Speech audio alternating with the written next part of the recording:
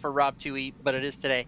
And we're doing Pathfinder playtest with our esteemed game master. It's not dungeon master, it's game master in this case. Mr. Gwydion, take it away, sir. It's all yours. Thank you. So yes, tonight we're going to be playing a little Pathfinder playtest module called the Rose Street Revenge. And it is available on Fantasy Grounds if anybody wants it. But it's kind of intended to be a series of kind of short encounters to get people familiar with Pathfinder playtest. So we'll see if we get this done in a session. It might take 2, but we'll see how far we can get.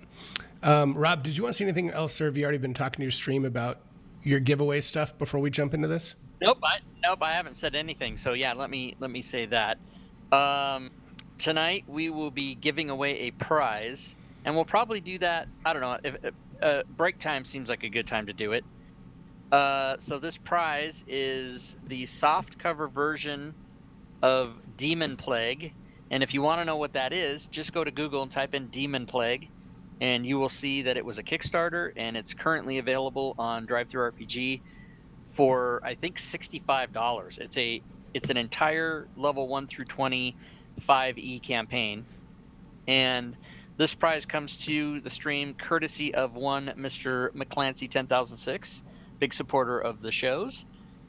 And he has agreed to ship that anywhere on planet Earth. So if you are not even in the United States and you win, you can get this shipped to you for free. Again, just look up Demon Plague, and we'll give it away sometime during the show, probably around break time. So stand by for that. And this is just a taste of the prizes that are coming down the way per another little event that's happening. And maybe, Gwydion, you want to say what that is? Sure. So next Thursday, December 13th, I'm going to be doing a 12-hour stream beginning at 5 p.m. Mountain Time. And I'll start off running a 5e one-shot Rogue Wizard, and then I'll be doing a number of solo 5e adventures. But the point of the stream is to raise funds for Cancer Support Community. Cancer Support Community actually combined with a charity that I was on the board of called mylifeline.org. And what they do is they really try to connect families and extended family and friends of folks that are going through cancer.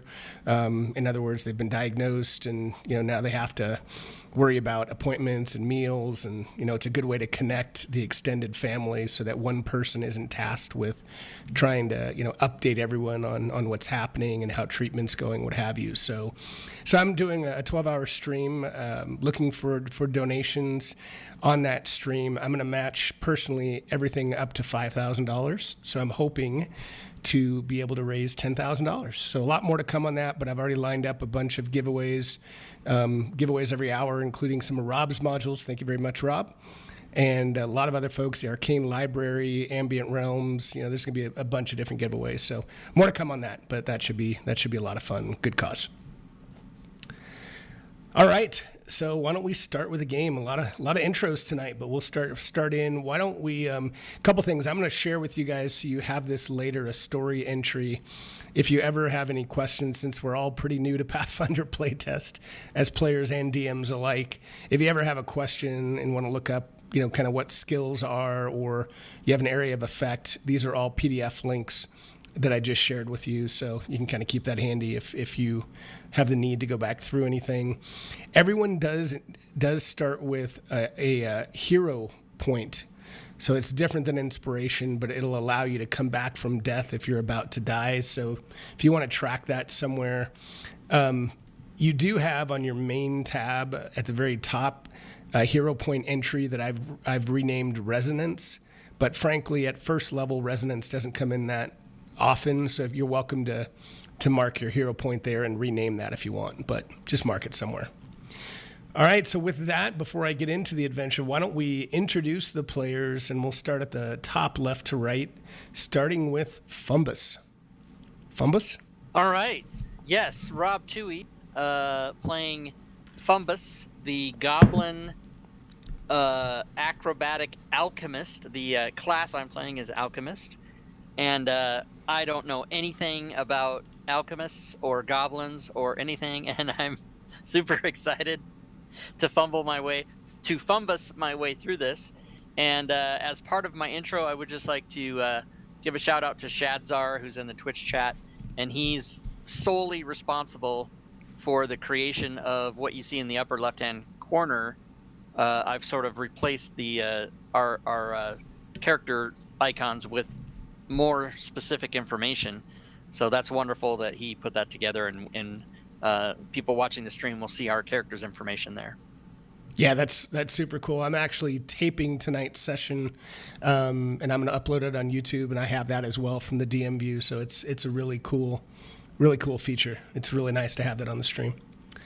All right, so next we have Kira. It's Joe81320, aka Joe Numbers. I am playing a human, definitely cleric. Yes. I'm playing a human cleric. Yep.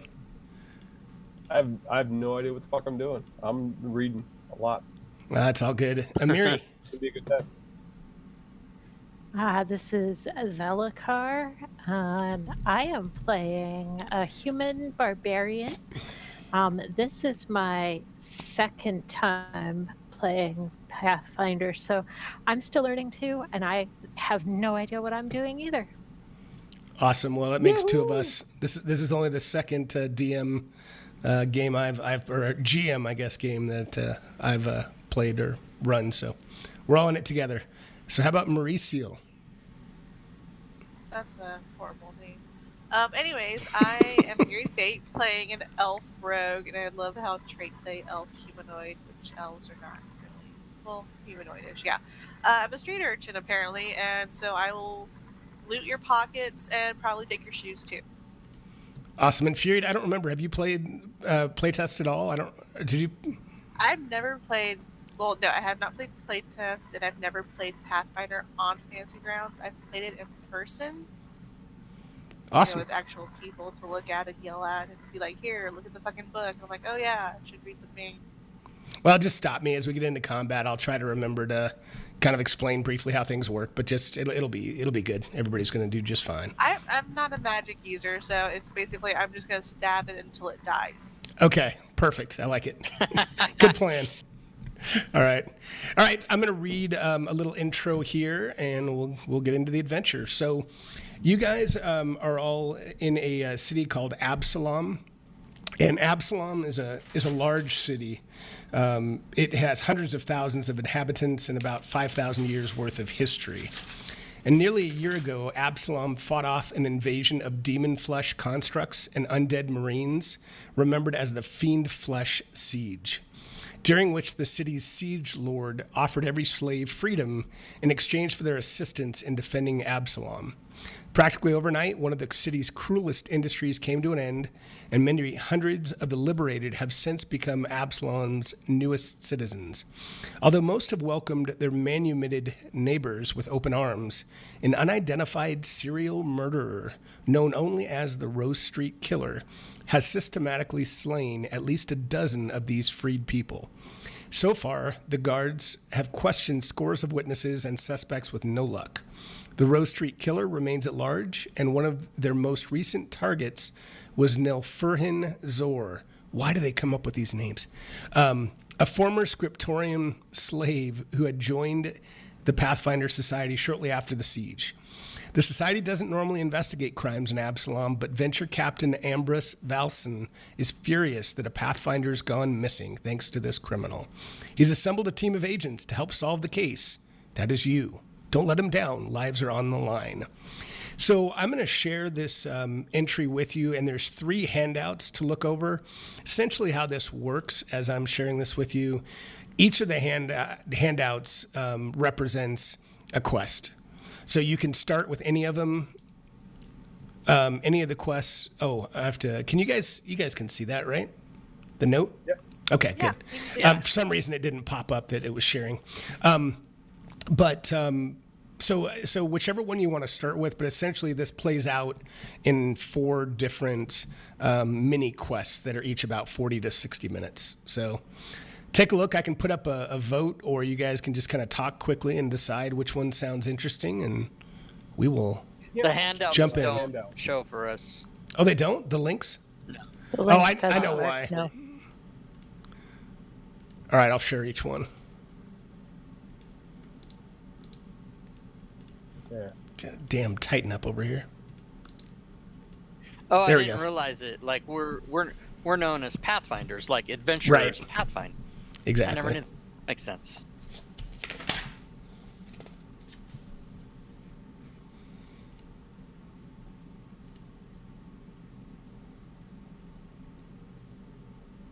So what are you guys thinking? 1, 2, or 3? I'm halfway through reading number 1. Thank you. I think we should just do them numerically and just go with 1. That's way too I'm confusing. good with that. I stopped reading at the end of number 1 when I heard Fury say that, and I'm totally okay with it. Because it's gonna take me like another 60 seconds to read these other ones. Okay, we so I don't vote know for it's very 1 as well. Let's do this. Let's do it. All right. I like it. So, make sure I have one.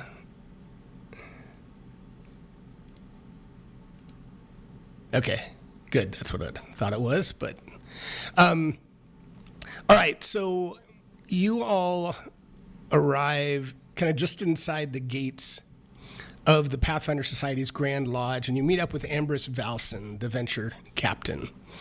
And as you come in and introduce yourselves to him, or he flicks an invisible speck of dust from his impeccably pressed cuff before he begins speaking.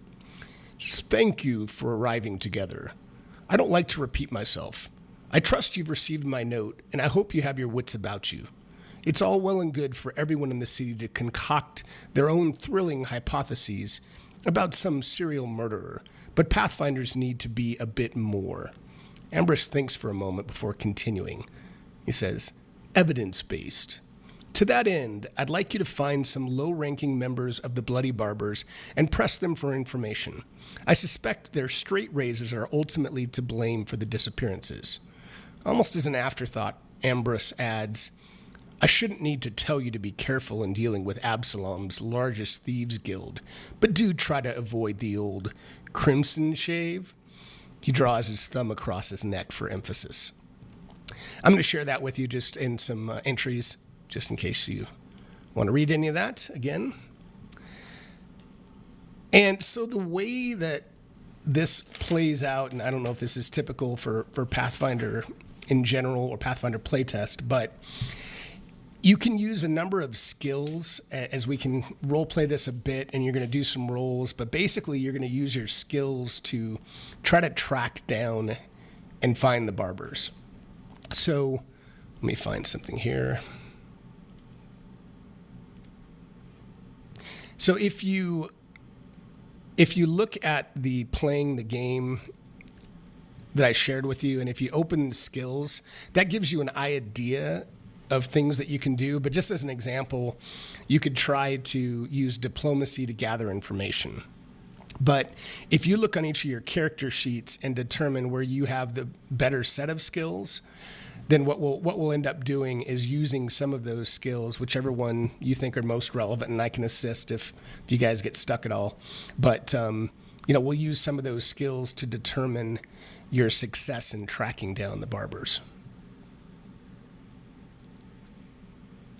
So as you guys look at it, if you have any ideas, and I'll give you guys a couple minutes, and if I don't hear much, I can give you some suggestions. But basically, you're gonna make some rolls in the tower once you decide, hey, I want to try to do this skill or that skill. So I've got. Oh, go ahead. No. The only other thing I was going to mention, as you guys might have seen, but the way skills work in Pathfinder playtest, there are certain things you can do that you're untrained in, but certain things will require you to actually be trained in them. So go ahead.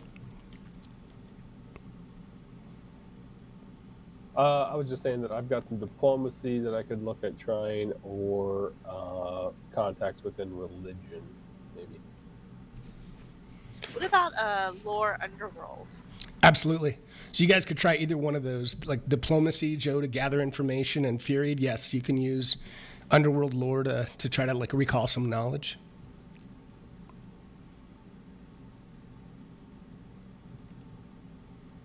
Okay, and the skill.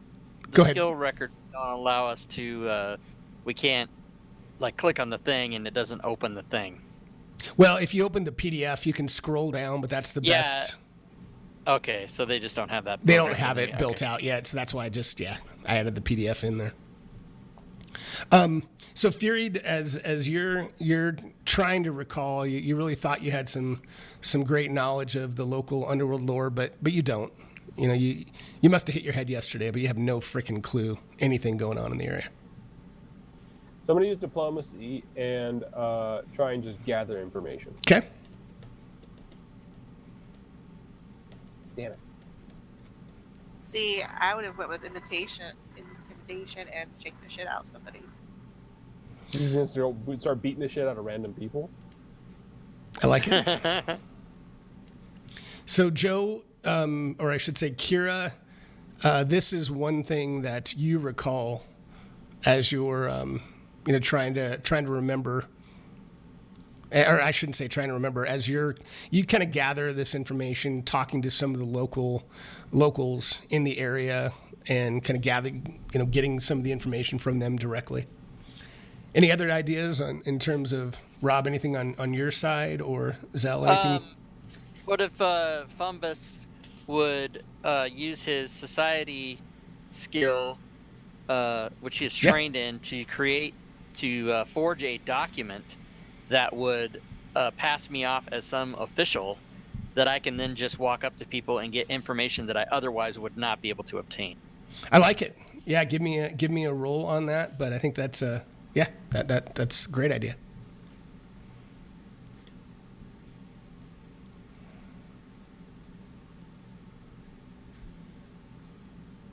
All right, so I'm going to share this with you, Fumbus. And based on your skills, this is what you know.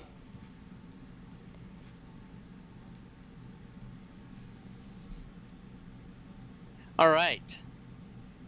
So I'm going to say to my group, aha, and I'm going to put my finger in the air. I know how we can get further information.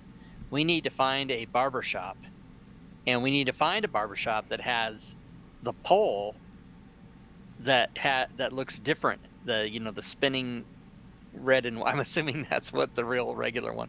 We need to look for one that has different colors or designs on it than the normal barbershop pool.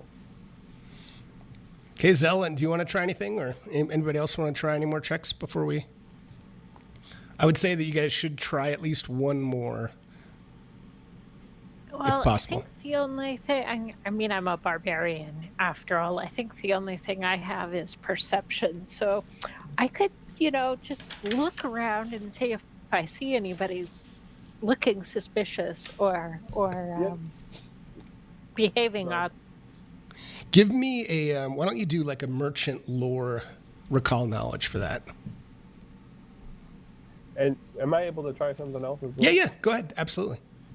So I'm not trained in this, and I can do survival, and I'd like to do maybe a sense direction to figure out maybe where barbershops might be in this town. All right, I'll let you guys both roll those. That sounds good. So as far as lore goes, I have hunting and other. Do you want me to use other? Just use other. That's fine. Yep, I forgot that lore is so specific in Pathfinder. Yep.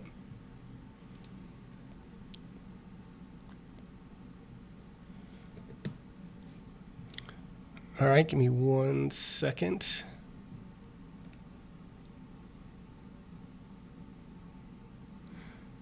All right, so being the barbarian that you are, Amiri, you don't really have any clue, but Kira, you did pick up a little bit of additional information. And you know this.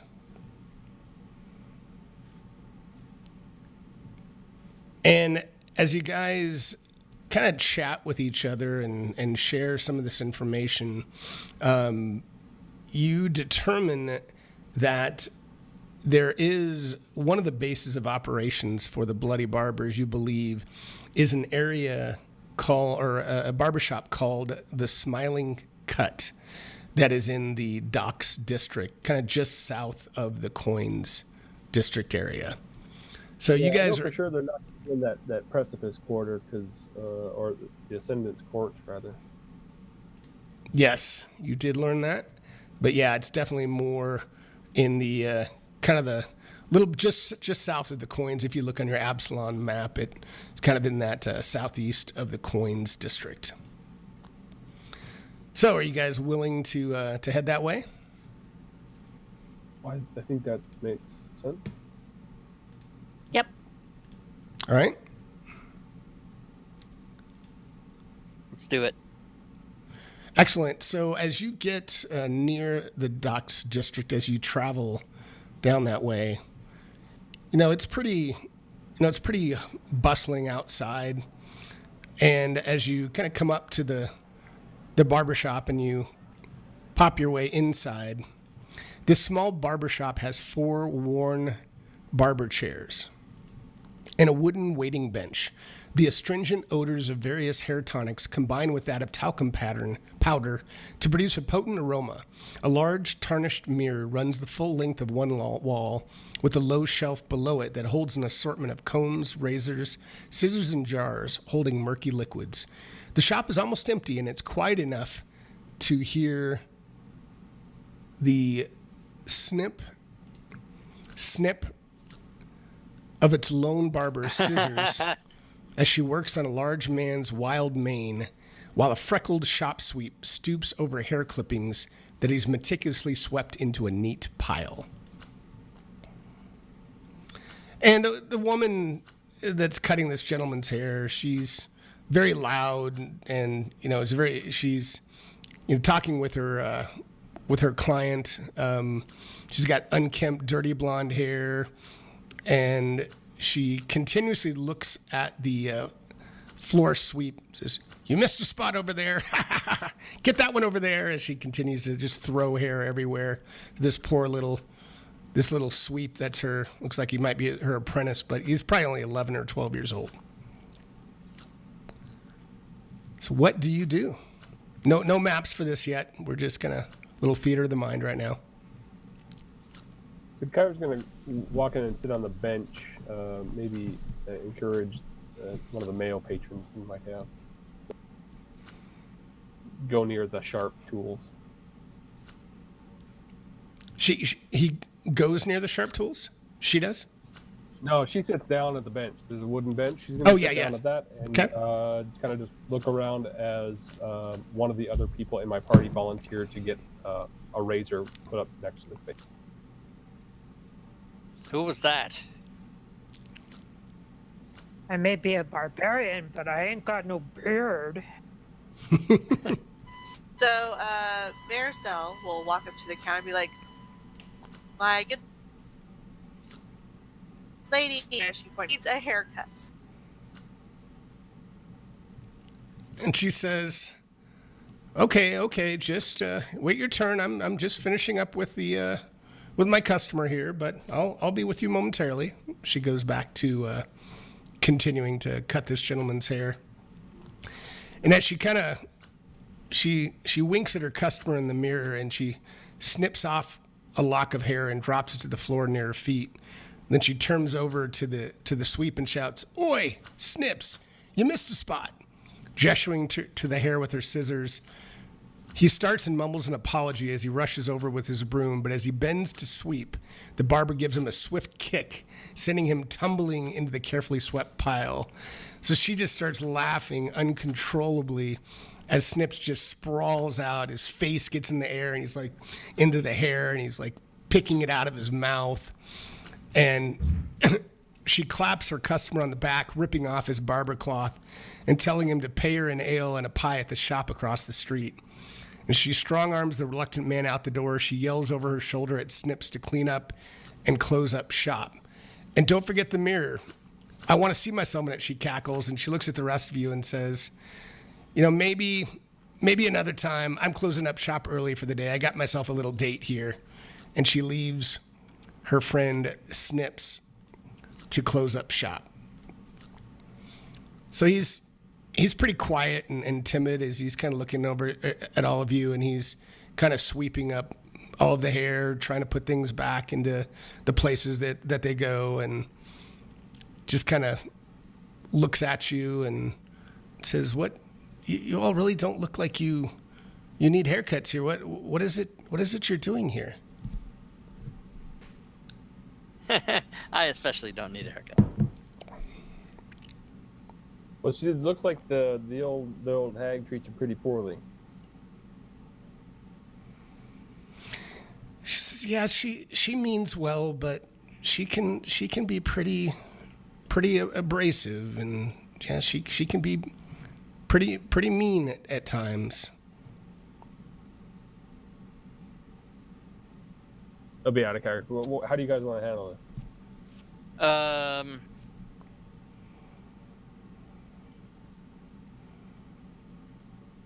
That's all I got. Well done. Thanks for your input, Rob. Really super fucking helpful.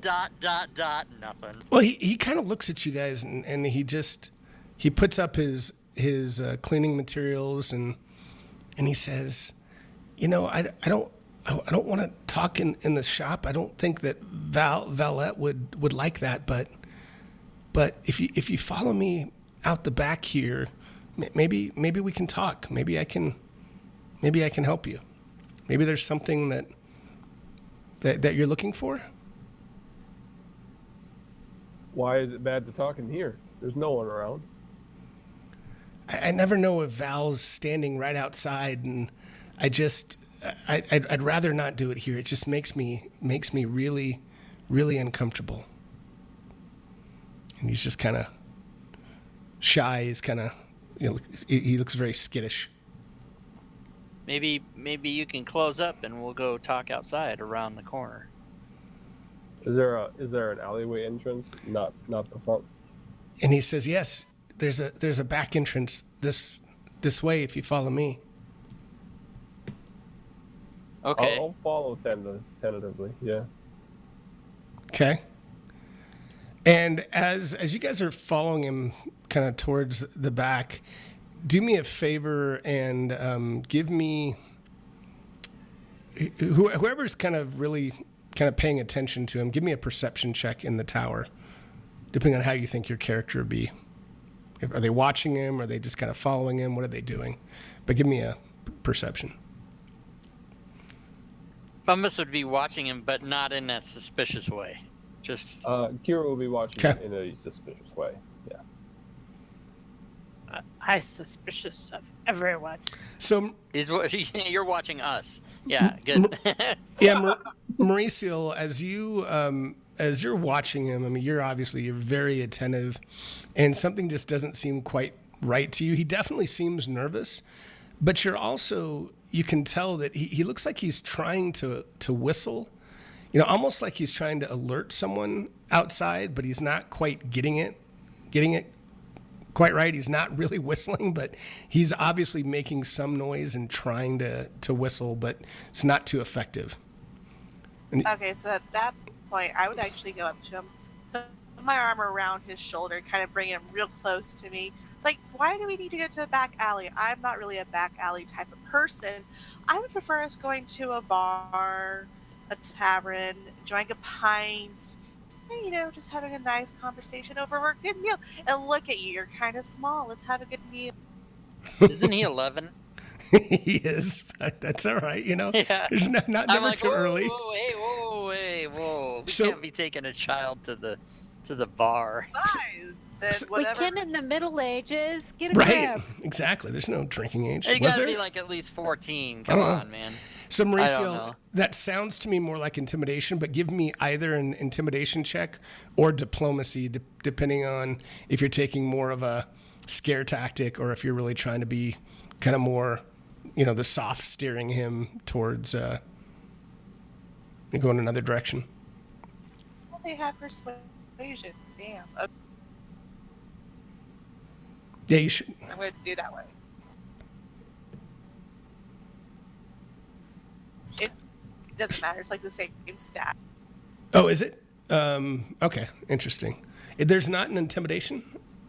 No, there is intimidation. Oh, gotcha. It's the It's same. bonus and everything, so it doesn't matter. But I'm I not got going to be intimidating. I'm going to be more of a persuasive manner. So diplomatic manner. Okay.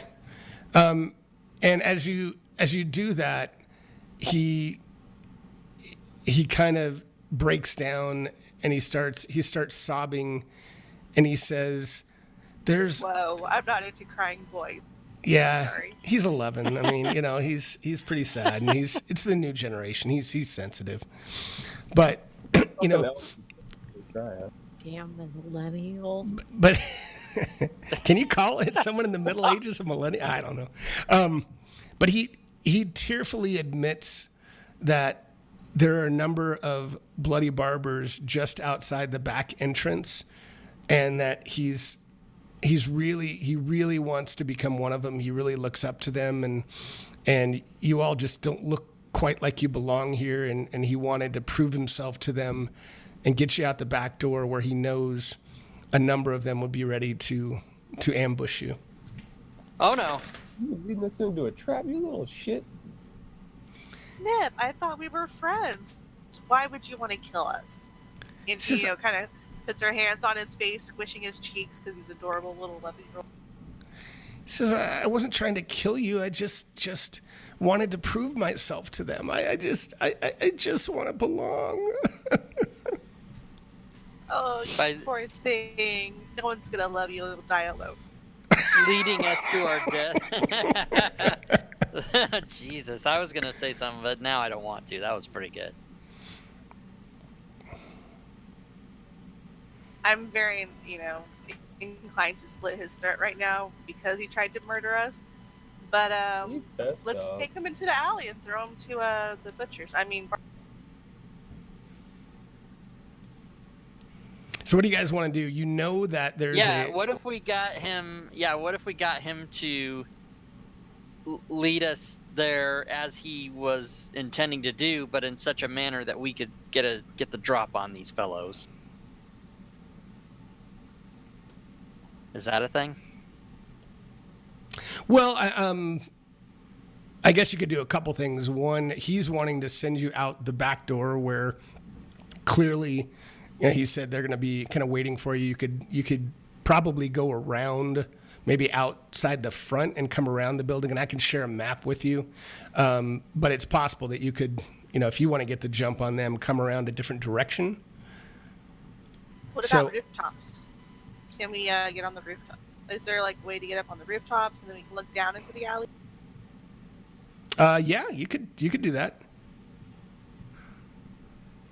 We sort of came here for information out of these guys, right?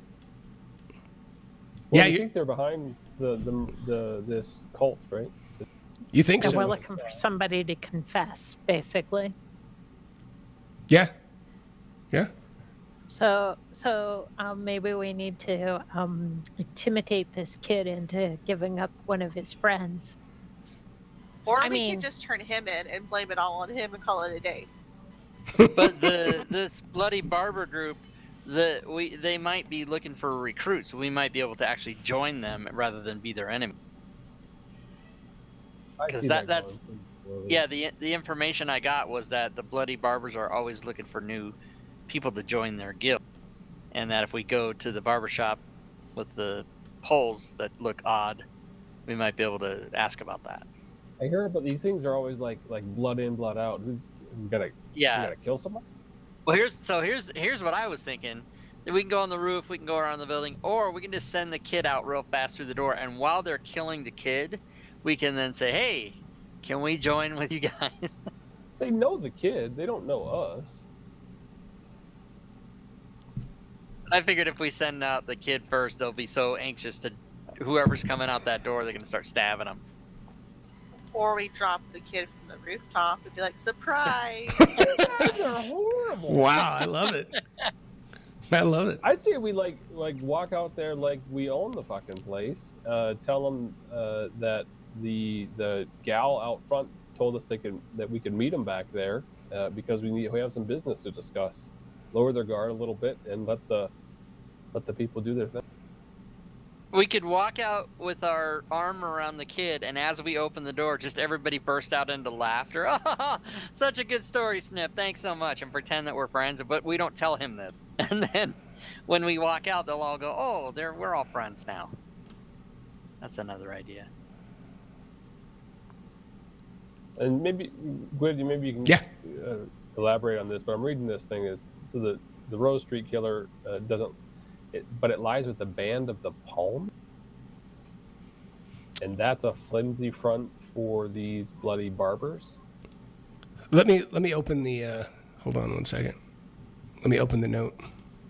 Okay. So these guys.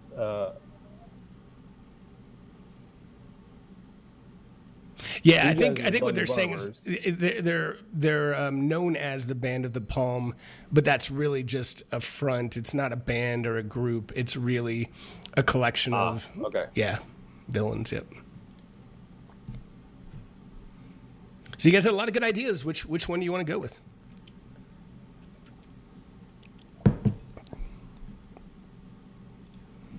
Drop Snips from the rooftop? Throw them out in front, talk to them. Do that. You can do whatever you want. Does anybody think the? You just kill it. I don't think I ran this all that great, but that's okay. Giving him a shoulder rub. This guy's Really? gonna shit his pants. He's a child. He's gonna die anyways. Not if you don't kill him. So, a negative approach or positive approach?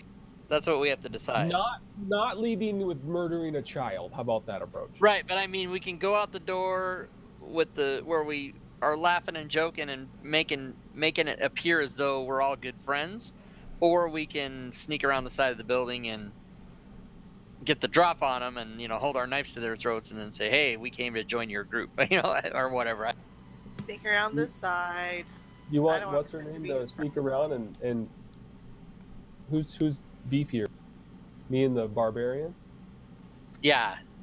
So you and the pointy ears want to walk around the side like little bitches, and then the two of us will walk out, and then we can kind of pincer move them. Split the party right off the bat. That should always work well, right? I love it. Let's do it. GM, I'm not in the party sheet. What? You're not where? I've been ripped off. I've been shafted. There's only 3 PC. Oh, okay. That's weird. I don't know why it was. I was looking to see who's the. Yeah, I'm the fucking scrawniest little fucking not strong motherfucker. So I'm giving you guys, Snips is kind of giving you the lay of the land. I'm just kind of giving you the full map, and where you are up here is the entrance that you came in. There is an exit down here, and in kind of the back behind the building is where there's a group of these bloody barbers that seem to be talking amongst themselves. So you guys can approach it how you want. Barbarian and I should go down in here and talking with the kid, and then get them to come pay attention to us while you guys. Are we gonna get on the roof? Yeah. But far enough away that they can't see us, like wherever the arrows are. Fall off the fucking roof today. Oh, they'll be making checks for that. Don't worry. How tall is the roof from the ground? It's about I don't know, 100 feet. No, it's about. I'd say it's about death height. 15. It is definitely death height. Yeah. It's about 15 feet. So we're gonna go climb up the front, walk across, go position ourselves there, while these 2 beefy dudes, the barbarian and whoever, go around, and then we're gonna be ready to pounce in case we need. Okay, I've unlocked tokens for now, so you can kind of get in the position you want. If you get, as you get within, I would say probably about where you are, Fumbus. Maybe the next square where you could actually start seeing folks.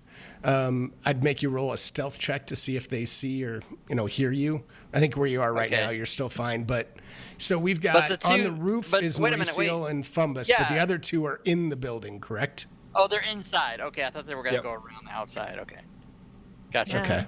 No, we're gonna just push the kid out the door and talk our way. So I like the idea of putting my arm around him and kind of walking out and just let him know that you need to go with what I say or what we say, and once we get out here and we're going to tell you to leave. We need you to run. But dude, right. Okay. we're about ready to get into these bandit space. All right. So I've locked tokens, but show me like if Amiri and Kira, if you're kind of going to push.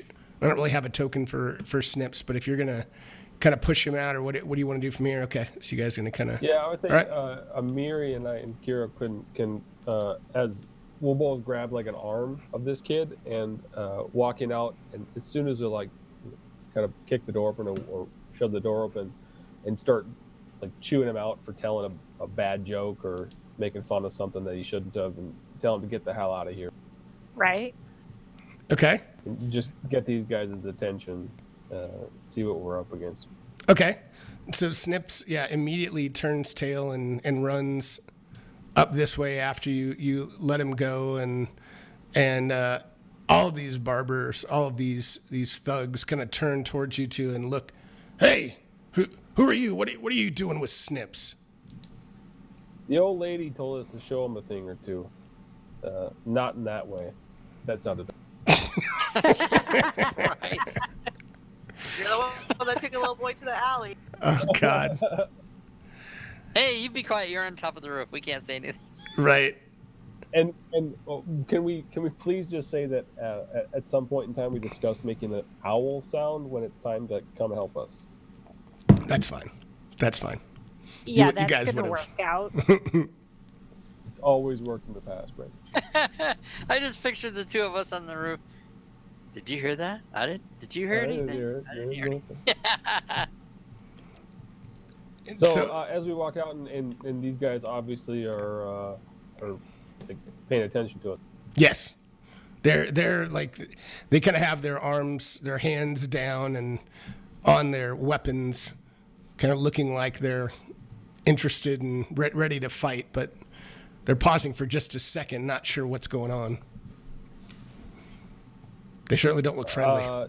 I'm hoping these two are like sneaking up to try and give them at least a shot.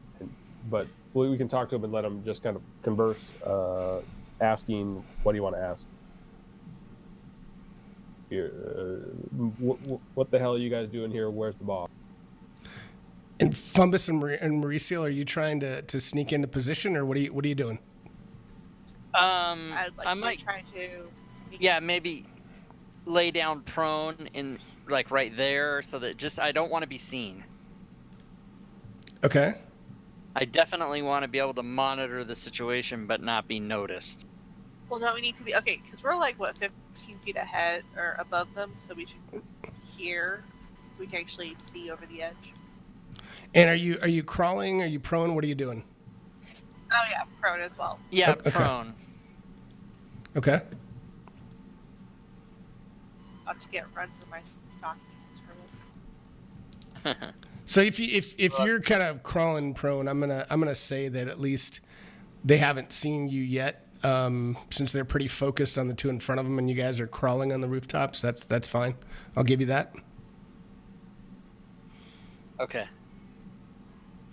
And they're not really interested. They say, what do you mean? Where our leader is? Who are you? Who do you to ask that? And they look like they're itching. They're about ready to draw. They don't seem too interested in talking to you. I'd say, well, Amiri here thought had heard around town you guys are accepting members. Thought about joining. Very big fight. Good. Who told you we're accepting members? Who is that? The boy. But it's in the bars. People are talking about how you guys are looking for solid people to work. Give me a diplomacy check in the tower.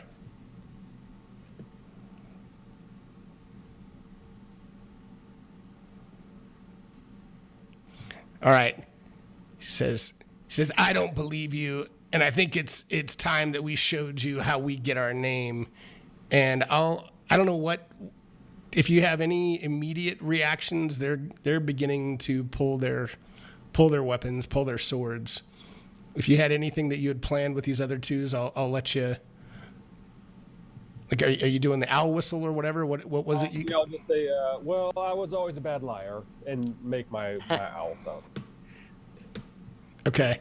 I want to. I don't know if I can do this, but I want to grab Marisol by the shoulder and stand up and try to pull her up and go, now wait just a minute. But she might either disagree with my trying to pull her up, or I might completely not be strong enough to even like lift her shirt or whatever. What I'm going to do, and I know this is kind of a little bit odd, but I think what I'm going to do, since they're definitely ready to get into combat with these two, I'm going to have everybody roll initiative, but Fumbus and Mauricio roll initiative with, give yourself a +5, because I'm trying to kind of give you potentially the jump on these guys. So I'm going to give you like a +5 to your initiative roll. And is this the stealth one or the? Oh, I would say for you guys, the two on the roof, it's going to be stealth, and these the two of you, Amiri and Kira, you can either use perception, or you can use charisma as kind of like a diplomacy check since you were in discussions. That's how Pathfinder. Jesus fucking Christ! She got a 27. I got a 12. You're so slow. God. I'm very slow. I'm weak and I'm small and I'm slow, and I'm trying to pick you up, and you're like, no. All right, Mauricio. So you are up. You are prone, but tell me what you want to do. And the way it works in playtest basically is you have 3 actions.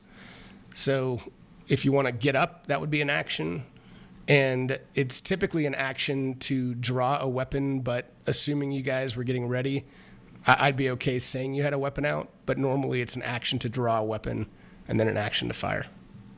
Okay. So I will get up and I will target lackey number 2 with my short bow and hopefully let off an arrow and successfully hit him in the face. All right, and targeting works like normal, so you should be able to target him, and you obviously have a clean shot. Okay. Now, when I see the attacks things, there's like 3 different. What happened? Yeah. So what happens is the first attack, the +5, is your very first attack. If you've only used 1 action or 2 actions and you want to attack again, you do it at a -5 penalty. So that's why it's a 0 on the second attack in the same round. So it's basically diminishing returns in terms of how hard it is to hit. Like, because you can attack 3 times in a round, but it just gets harder and harder to hit. Oh, so I could attack him. I mean, essentially, I could attack him twice. Yes. This round. Yes. Oh. Yeah, unless your short bow. Your... Yeah, unless there's a reload, which I don't think the short bow has. But if it's a crossbow or something, you wouldn't be able to without a reload. All right, and that is a hit.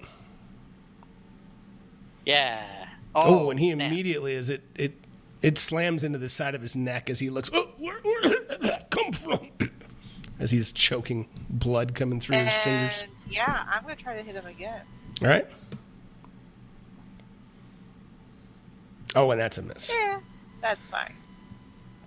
And the other thing I might make you guys pause every once in a while. The way playtest works is if you get the armor class +10. So if their armor class is 10 and you roll a 20, that's a critical hit. So it's not just 20 or a 1.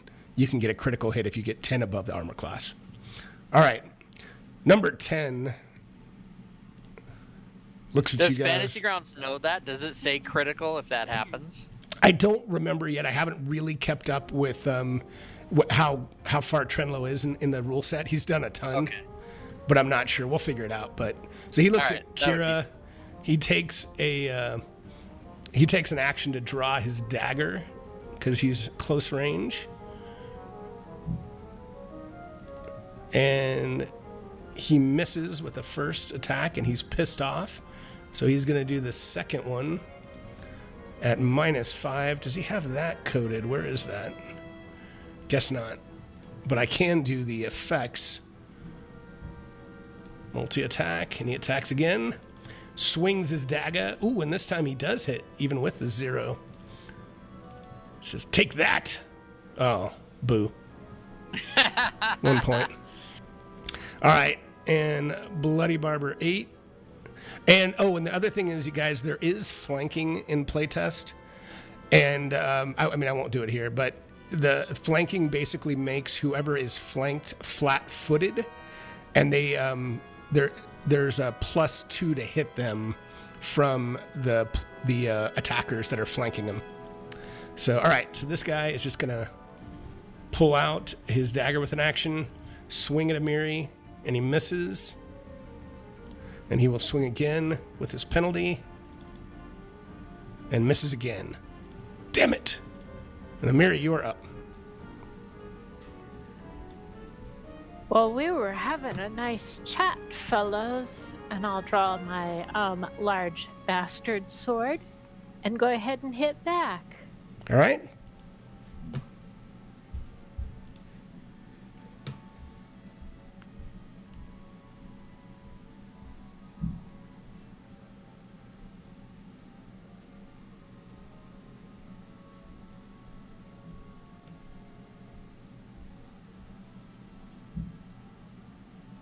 Oh, big miss. All right, well, one more then. Oh, and misses again as the huge sword goes screaming over his head. Kira. She'll draw her scimitar, and I'm thinking this probably doesn't have it coded, but there's a. Oh, I'll just attack. Okay, okay. Let me know if there's Something some with a trait that it has. And that's a hit.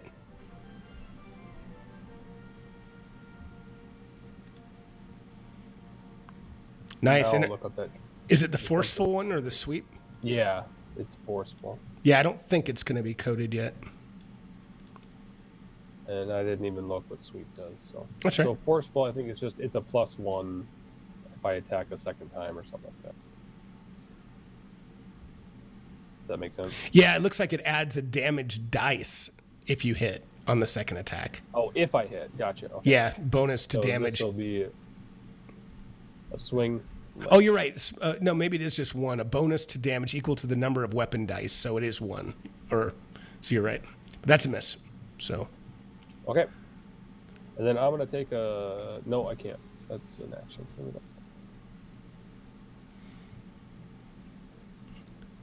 All right, and this guy is going to pop over here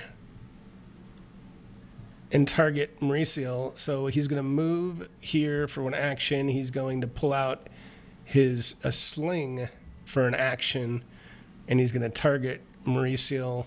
Given you're standing up, I'm going to say he has a clean shot at you, but he only gets 1. And boo, it's a 2 as it goes flying and hits Fumbus. Just kidding. Fumbus, you're up. All right. Do I have disadvantage for throwing something as a prone person? There is no disadvantage. I might need to look up. But no, that's all right. I know what you're saying. I meant to say, do I have a disadvantage of some kind? I would imagine there would. Okay, so you're lying on the ground. You get a -2 penalty to attack rolls, but get a +1 circumstance bonus to AC against range attacks. So basically, the answer is, I guess it doesn't say anything about not being able to attack, but you would have a -2. That's the penalty. Okay, so I don't want to do that. So I'm going to stand up. And then I'm going to use my second action to draw out an alchemist's firebomb. And then I'm gonna hurl it. It doesn't tell me the range. It should. I think it's 20, but I'm just doing that from memory. Yeah, it is 20. Throwing is 20. Okay, good. Okay, so I can do that, and I'm gonna throw it at number 5 in the back there. Nice. And here we go. Damn it. And it goes now, flying does next to splash him. damage do anything if it misses, or is it only if you hit? I'm looking. That's why I'm pausing. Just give me a second. Yeah, I think it that's what I does. figured. It might damage nearby. Yeah. Okay. It's got. Hold on one second. But it maybe doesn't work if it's not. If it fails, succeeds, or critically succeeds, so I don't think you critically failed. You just failed. All creatures within 5 feet of the target take the indicated amount of splash damage. Okay, so the other guy is going to take 1 splashing fire. And on a failure, but not a critical failure, the target also takes the splash. So you kind of missed, but you're going to get number 5 and 8 with whatever the splash. Is it 1 point of damage? Okay, yeah, and I don't see here how you damage them. Oh, you mean it's not coded or something, or Like a 1 fire? Yeah, there's 1d8 fire, but no 1 fire. So the splash damage. Now wait a minute. Hold on a second. it might not be again, I can. Yeah, you can't. You can add damage, but it's going to add it together. So I'll have to just make a separate thing. All right, so for now, I'll do for number 8 and 5. I can give them 1 point of damage, of course. Okay, sounds good. So there's number 5. All right, so they both take a little bit of fire damage. You were a little off balance. You stood up, but you were a little off balance. And was that all 3 of your actions or just 2? Stand, draw. Oh, draw. Now, do you have a quick draw or anything? I don't remember how alchemy works. Do you get to? Is that really 1 or 2 actions to? Oh, quick bomb. Quick bomber. You place your bombs in an easy-to-reach pouch and learn how to draw them almost without thinking. When you use the interact action to draw a alchemical item with the bomb trait, you can draw 2 bombs instead. When using quick alchemy to create a bomb, you can also draw 1 bomb. Wait, you can also draw 1 other bomb as part of the quick alchemy. So it doesn't say, it says I can draw 2, but it doesn't say I can throw 2, does it? Well, I mean, I guess I read that as, yeah, that's a good point. I guess we'll say you have 1 ready to go, and maybe next round, I don't know. That seems odd. So it seems like you would be able to draw 2 bombs. Oh yeah, you could draw 2 and throw 1 and throw 1. Yeah, so the only reason you can't do that this round is you stood up. So you're ready to go. Okay, that makes sense. So I could draw another bomb and hold it. Yeah, I don't know absolutely. if that's a good idea, but Yeah, I mean, absolutely. All right, number 5. But in my case, yeah, okay. So go. Number 5 is going to pop up over here, and he's going to look at you, Fumbus, and he's going to pull out his sling and try to hit you with his sling. And he misses, damn it. And he's going to try again with his bonus bullshit negative. Oh, but it is a crit, straight up crit. What kind of fucking Yay. bullshit is that? And and this should actually do it. Oh, yes, it did. It rolled. Yes, they got it coded. So, Fumbus, you get like slammed in the chest with this big old frickin' sling rock. And he smiles at himself. Yeah, almost got me one there, boys. Ooh, I'm yellow. That was more like a deliverance. Sorry about that. All right, Mauricio. All right, let me finish lackey number 2, and then I'll save this is that. Okay.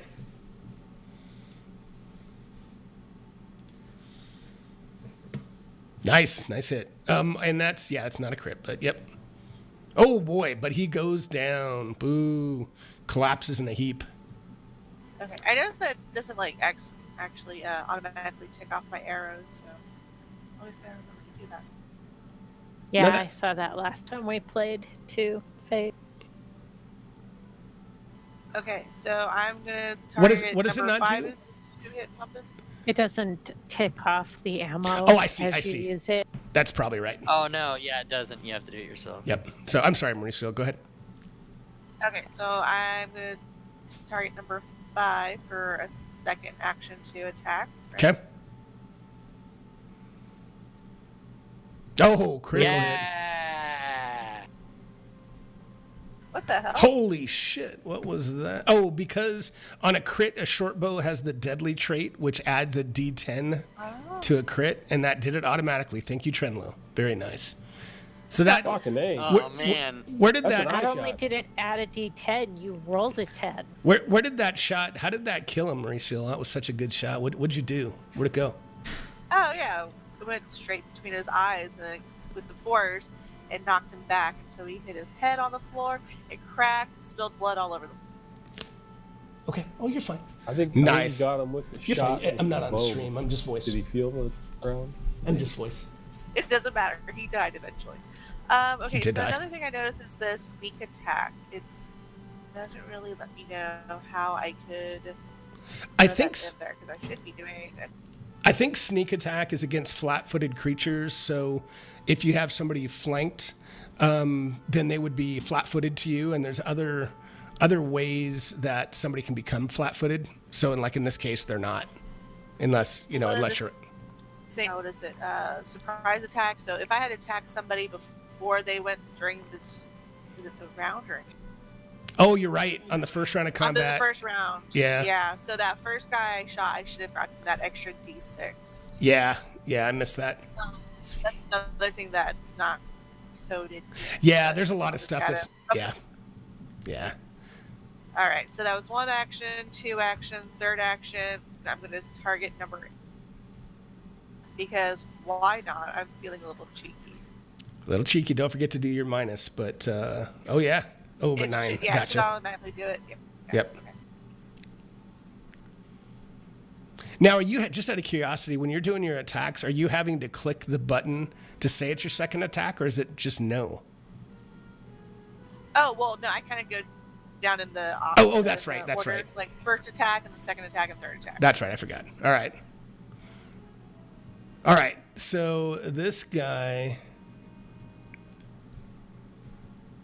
reaches out at Kira, swings, misses, swings again, misses, and just for grins, he's going to do it a third time. Why not? God damn it. It would have been awesome if it was a critical. Yeah. Shut your mouth. All right. And this guy, yeah, he's gonna keep swinging at Amiri, and that's a hit.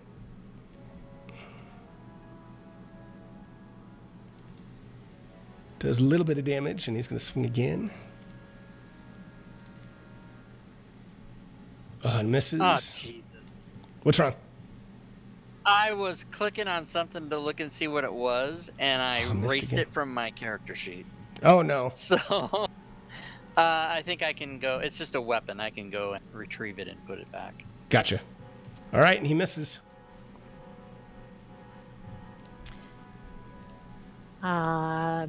Guess I'm gonna take some more swings at that guy. All right. Nice. Oh, very nice.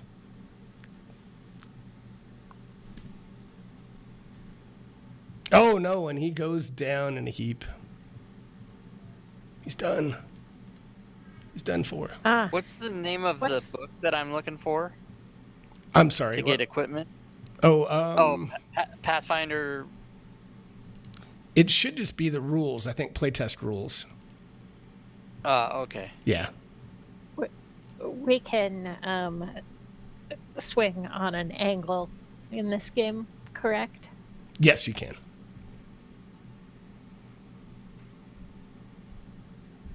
So I can't find the weapons. And I have the. Okay, I'll find it real quick. He's throwing his hands up. Don't kill me! Don't kill me! But Don't yes, kill let me him! find. Don't kill him! No, you can. But let's see. No, What do you- no, because we want to ask him to. Now, do you believe us? After we kill 3 of your buddies, let us join your gang. And Rob, what do He's you not need? gonna go for it. What is it you need? I need a dart.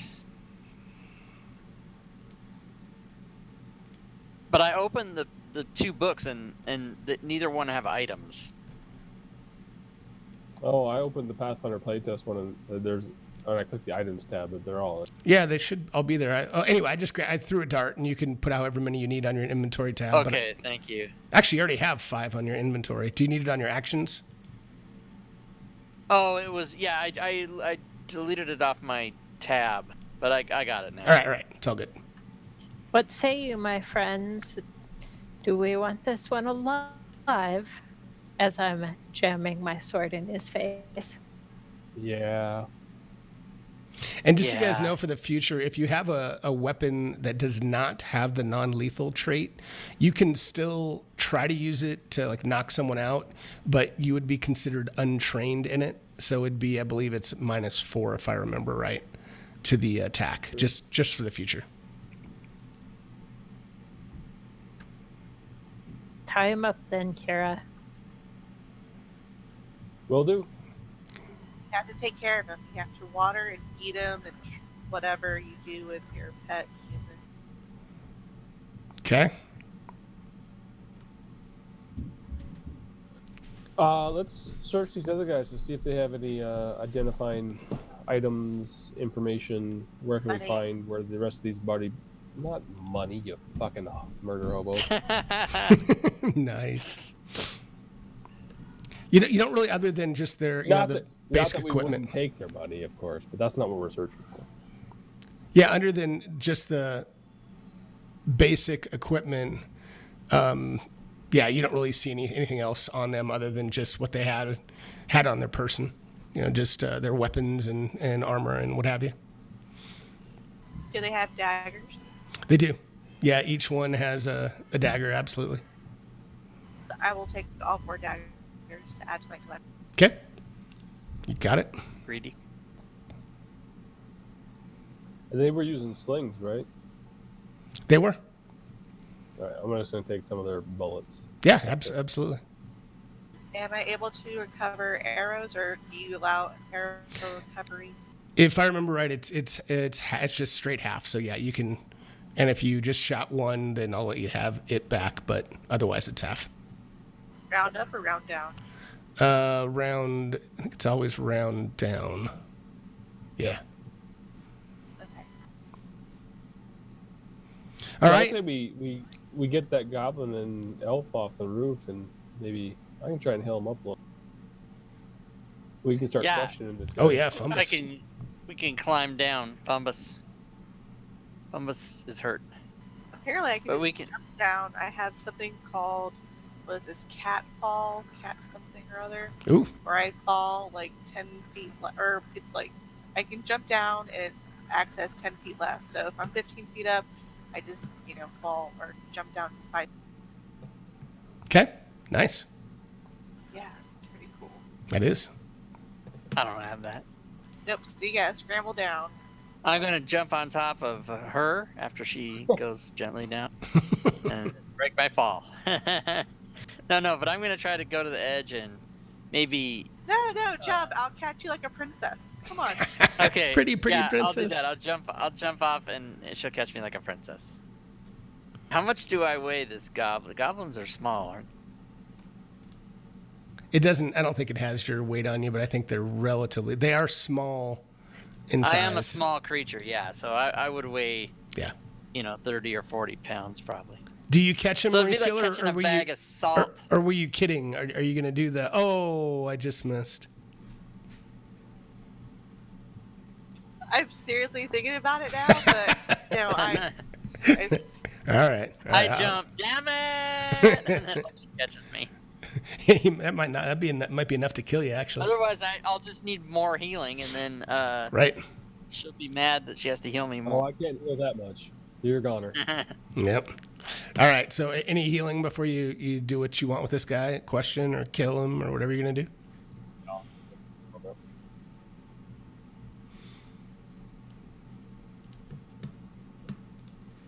Very nice.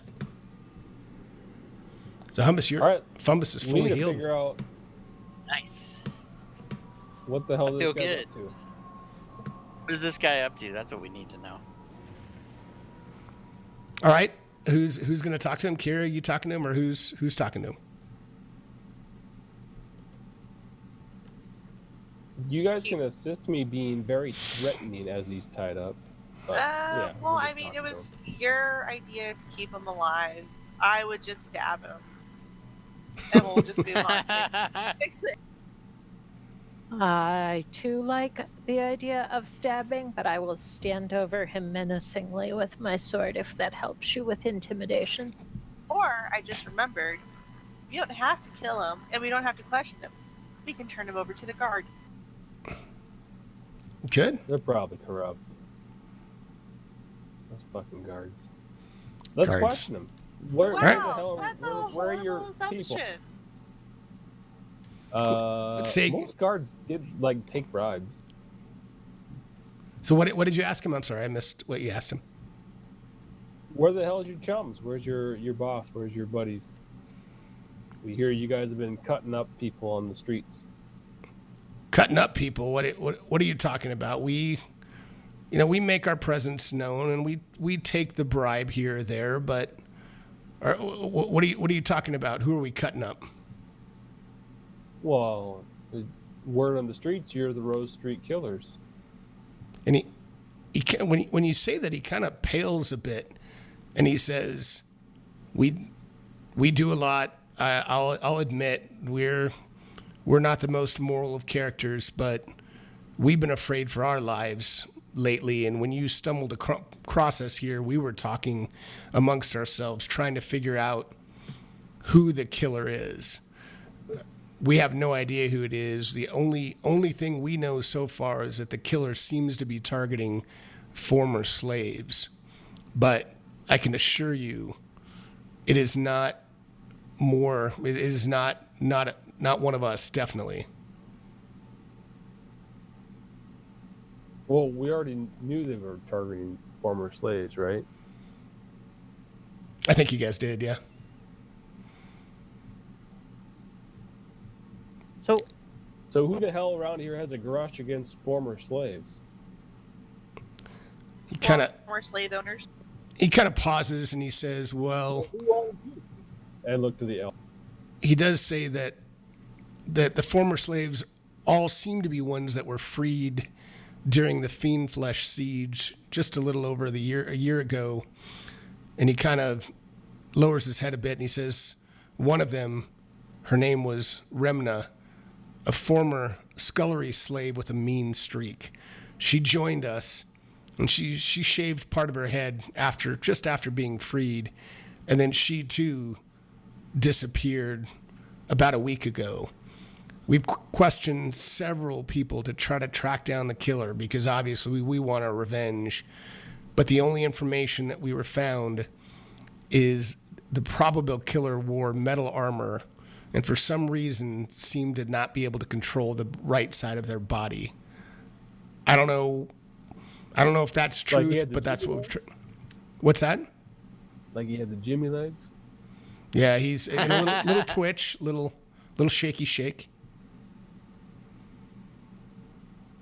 And he says, if you let me go, now that I know while you were here, although you did kill three of my compatriots, but I would be willing to tell the guild this was really a misunderstanding and you were really looking to get down to determine who the killer was, as are we. If you let me go, if you let me live. Well, where are your guildmates? I mean, how you guys run these streets and you have no idea who's killing your own people? Oh, only what I've told you. I wish I knew more. This is all really confusing to us as well, but we don't know anything more than what I've told you. I assure you. We're just as well victims as everyone else here. Okay.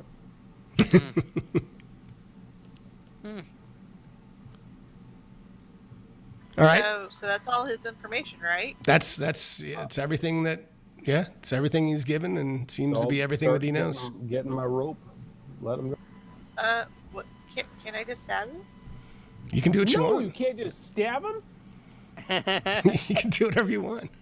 Congratulations, Fate. You made that high squeaky voice come Can out. I just... Yeah, right. Oh, and it's come out before tonight already a couple times. I love it every Nice. time. Let them know, like, if you guys hear any leads, apparently you're just going to keep dying. So, if you know some leads, let us know. Says, I will do that. Thank you. Thank you for letting me live. And I will tell the guild not to touch you. Maybe spread the word that if this Rose Street killer wants a real challenge, he can come after this elf here. I will do that. He looks over at the elf. That's right. I said no damage. That's true. All right. So are you all where to go from here? Are you going back to talk to your friend, or what are we doing? To Valerian, or not Valerian? Now I've forgotten his name, damn it. Ambrose Valson.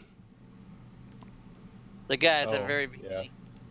Yeah, I mean, Yeah, the only I lead that think we had was this. So, I mean, this is kind of a dead end unless we want to.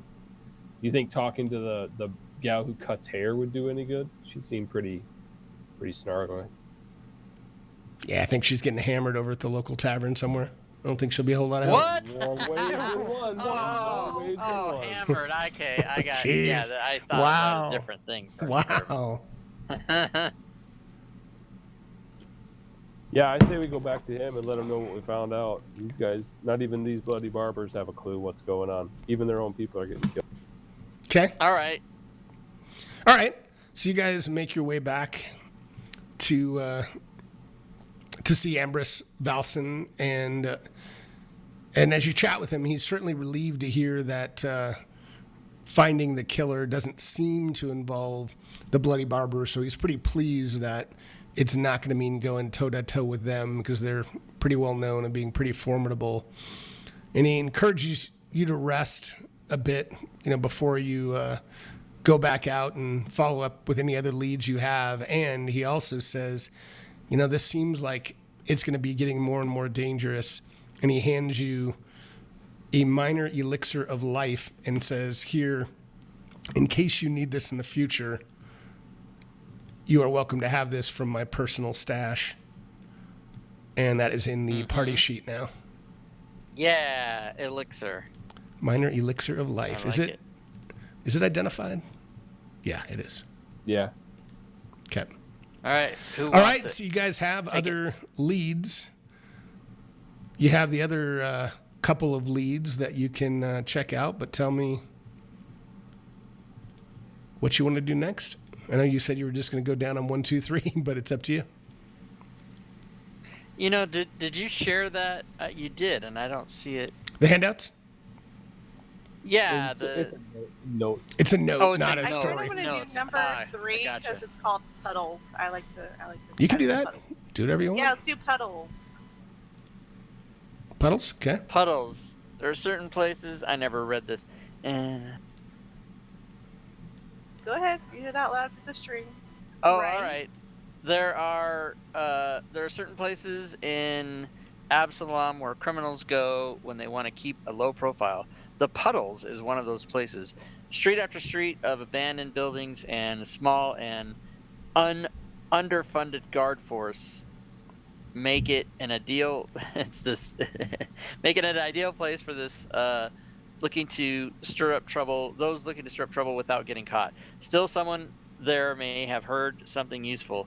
I have trouble reading these kind of. That's not fucking Arial font. Travel to the Puddles because I'm old and Yeah, speak I to know. the guards. They're called the Motherfuckers, and you can recognize Muck them Rockers. by the Muck Rockers. Sorry, and you can recognize them by the bronze bulges that they have. I do my own reading. They provided you with a small donation to help fund their public services, which should help convince them that talking to you is not worth their time. I added the word "not." Okay, good. So do that small donation is a sack of 35 silver pieces, which I've added into the parcel coins in the party sheet. So you have kind of a bag of 35 silver pieces. I mean, this we've only gotten through one. This is an obvious break-in point, given we'd break in like 8 minutes otherwise, since we'll probably go till 3 hours. So you guys want to break? Good. Okay. I'll give away the prize. Are you going to give it away during the break? I'll give it away right now. Nice. All right, you want to do that and then take 10 minutes, or you want to just start 10? Okay, let's give it away, and then, because maybe somebody, all right, Fury and all them, they can get in too, right?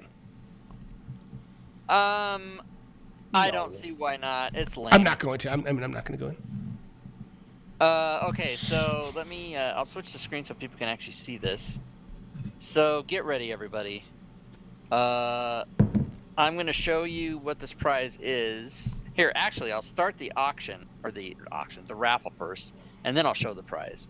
Okay. So people can enter if they are interested. So the keyword for the, what? How come it took it away? God damn it. Damn deep bot. Stupid deep bot. I already had this in here. Son of a bitch. Okay. So I'm going to put a 3-minute counter. I'm going to start it. The keyword to enter is !Rob. That's me. And then this is what we're shooting for here. This was a Kickstarter by a place called roleplayingtips.com. It is entitled The Demon Plague.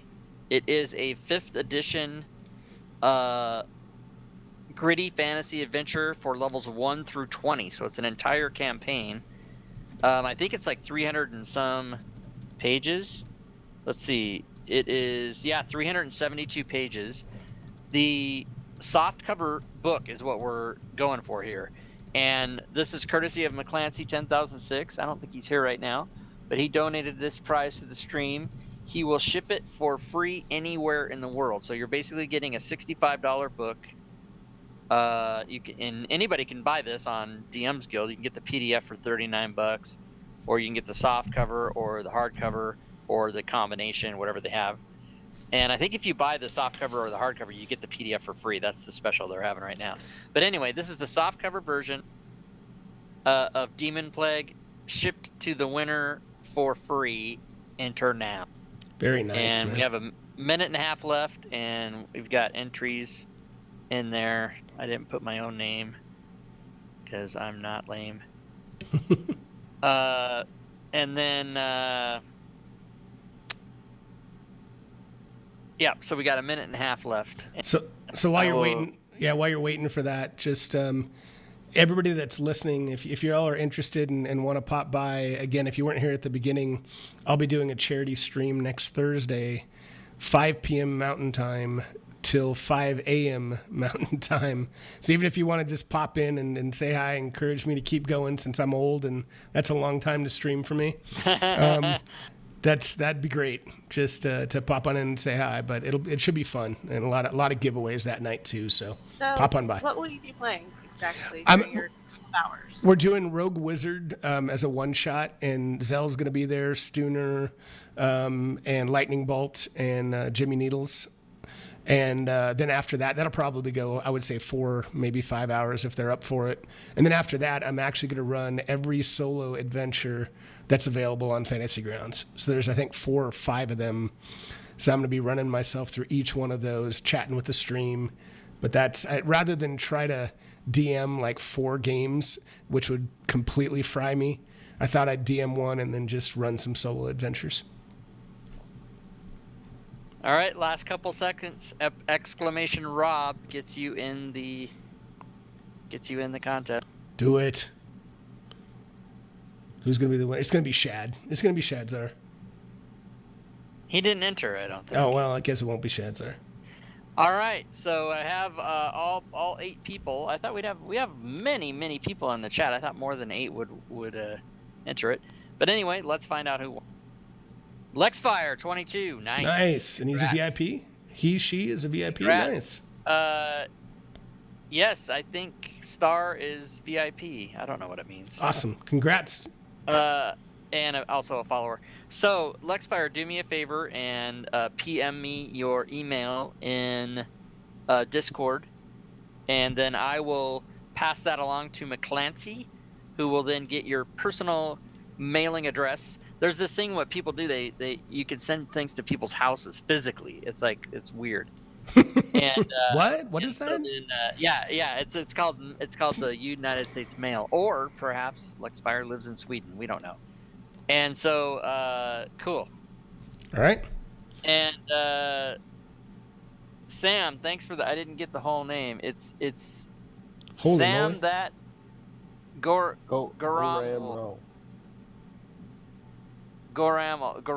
Goramolf. I don't know. Goram Wolf. I don't know. And- I screwed up your name, Sam. Thanks. Thanks for joining the stream. All right, so yeah, now we're gonna take a break. All right, let's do 10 minutes from now, and I'll put a ready check when we get back. So we'll say 10 minutes, 8:38 by Mountain Time. So see you guys soon. All right.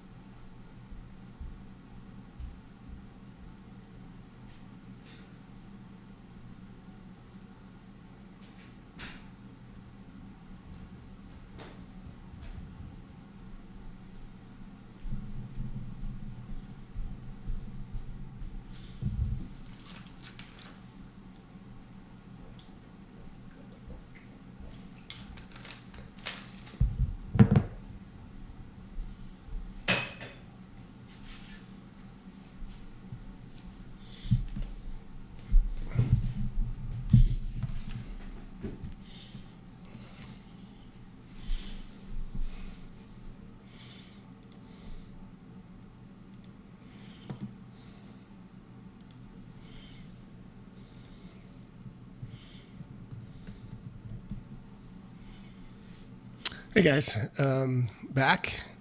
Hopefully you're enjoying. It's fun. It's a little bit different, so not quite as in the zone in terms of knowing all the rules, but I think we've kept it going pretty good. It's a little bit of a different adventure, just more of a how do you figure things out, and I guess I'm trying to push them along so that we can finish this at a decent time. But I definitely don't think we will finish tonight. We've only gone through one of the. What are you talking about? Four. What's going on, Rob? What's I'm that? talking about the stream things. What's that? Oh, she's asking me what am I talking about on stream. Oh, gotcha. What you talking about, Willis?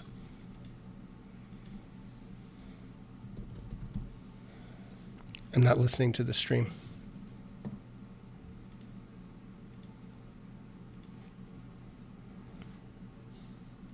I like your overlay is did you just got that from Stream Elements? Yeah, and I'm telling the stream that I'm experimenting with them, but they're all jacked in certain ways. Like the text for the Twitch chat is like it's unreadable. Like it's just black, and then you can't read. I hate that. What's in there. And something like when I took it away, it emptied out the chat. So now it's only going to put the chat in that is there after I go back to that screen. Now I can undo the thing where it leaves it in there, but then I've got the problem. So is it supposed to be in that purple box? Is that what? Yeah, so okay. like it's there, and there's some in there now. Oh, I don't see any. Oh, there we go. I just saw one pop But up. it's you can't even read it. So yeah, I don't know. I really like the purple Starfield, the purple color of my logo's purple, so I like that whole setup. But chat color, the text color. well, I can't. I mean, I don't. I mean, I can, but yeah. So anyway, this is actually just like turning it on for the first time for me. I haven't done any work on it. I changed. The only thing I did is I changed all the things so that they're the correct, Facebook, Discord, Instagram, blah blah blah. Those are all correct. But I didn't change any colors. All I did. This is basically in its raw form, except I added the clock and the bitboss. That's it. That's how it looks. Nice. And so there's 5 screens. There's in-game, be right back, end of stream, start scene, and then like talk scene if I just want to be just here by myself like this. Hey, what's up, everybody? Oh, I need to do that while I'm waiting. Oh, hold on. Stand by. Damn it. So, but I haven't left my chair yet. Let me go get a Diet Coke. I'll be back.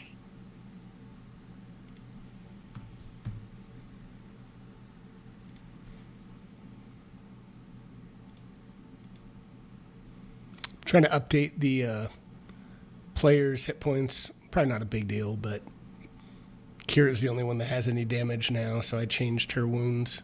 Oh no, I need to do Amiri's too, I guess. Mary's got 2 wounds. Save it, update the stream, pop that character on and off. Let's see how that works, and it should. Yeah, did it. Awesome. That works pretty well.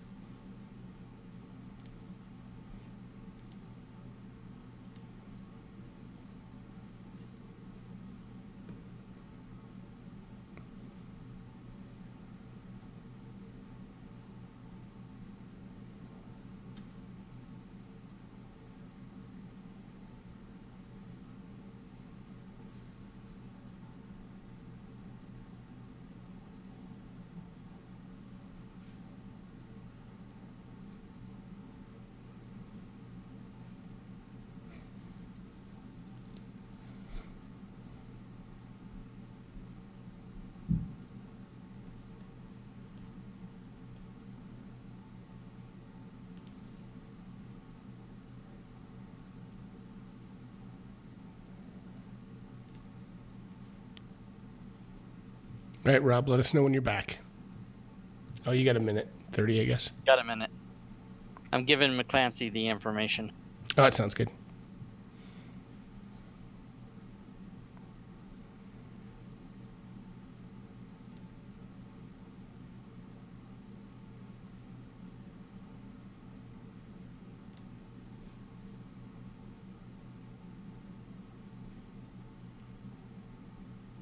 Okay, so I gave him that.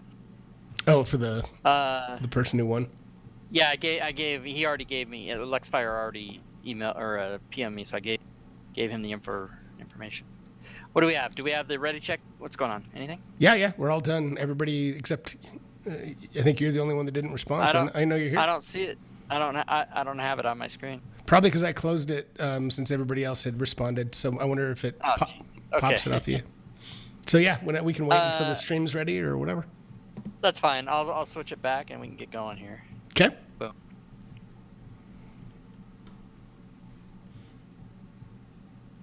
Is it switching back? Yeah, it's already back. Oh, sorry. Yeah. Okay. I figure we're behind. It's delayed, so yeah. Yep. All right. So you guys have finished Snippets, the first little mini adventure here, and next up, you guys are trying to track down a Muck Rocker in Puddles. And Puddles is a district that suffered an earthquake a few decades ago and fractured the ground and sank much of the district below sea level.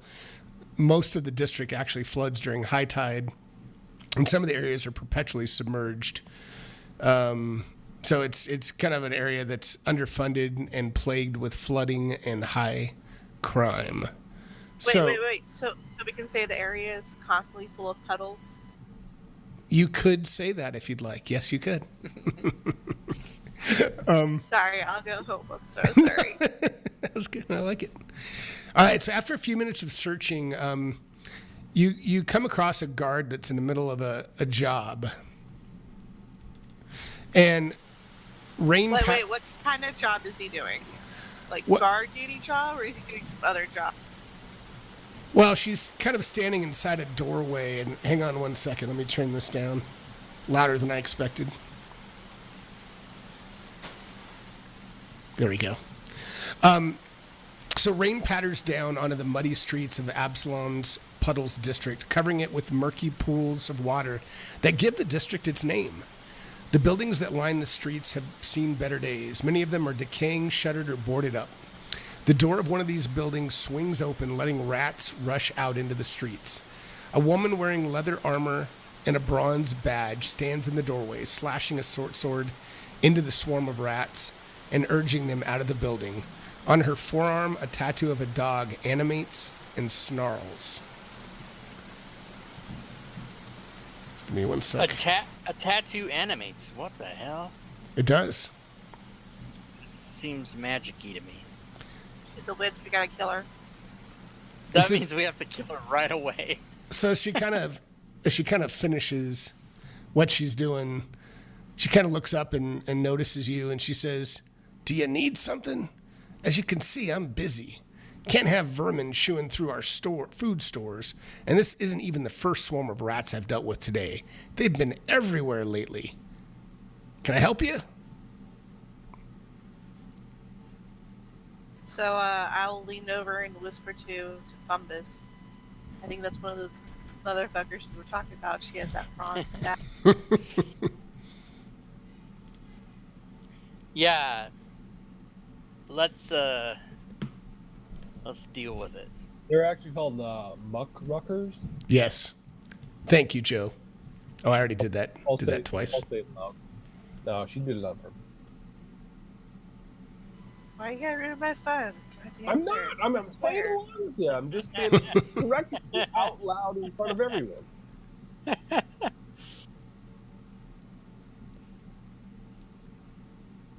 So you're saying out So loud. you guys. Oh, go ahead, sir. And she has a bronze badge, is that right? Yep. She does. Well, I'll ask her, are there problems with your services, or is that just routine for you to make donations to get people to help? What? She says the Didn't same they thing. give us What? 35? Oh, No, didn't they give us 35? The guy that we were talking to get these missions gave us money, Right. so we could give it to them. Oh. That's right. Oh. So what I meant to say was, we have a donation for you. For your public services. I don't know how to read, y'all. Even if I read it out loud. See, I can read, I just have no comprehension skills. That's what my problem is. I can barely read and not understand at all. This is what I was taught. So I say that. I say, we've brought a donation to assist you with your public services. Are you the person that we give that to? She immediately smiles broadly and says, "Oh, yes, thank you for the donation. What is it that I can help you with? What information can I provide?"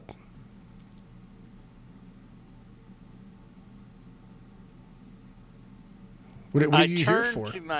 I turn to my cohorts and say, and I make sure that I'm facing away from her, and I say to my three friends, what is it that she can do for us? Do you even know why we're here? I'll say loudly. Shit. You just gave away our money and have no idea why we're here. Yeah. My intelligence is oh fuck, 18. Whoops, okay. She said, "Did you come here looking for information?" We are definitely looking for the Rose Street killer, or any information about it. Yeah, and if you say that to her, she says, "Oh, the killings, yes. A few days back, I received a report from a local named Dahlia, and she told me that one of her friends had gone missing. And with the current vermin problem, as you can tell here with me trying to get rid of all these rats that are going through all of these buildings with the flooding, it's horrible. People are living in squalor. We don't have time to do a full investigation without more evidence as to what really is happening. But I would tell you, if you head towards the Frog's Tongue, the tavern where Dahlia works as a cook, you might be able to get some more information there. That's where I would start." The Frog's Tongue, how far away is that? It's not far at all. It's in this district, so it's a mere 15 minute walk from here. Okay. We really give her 35 gold for that information? You sure as hell 35 silver. Silver. Okay. Yes, you did. Hey, thanks. Thanks. All right. So you guys head towards the Frog's Tongue? Yeah. All right. That seems like a good lead. All right.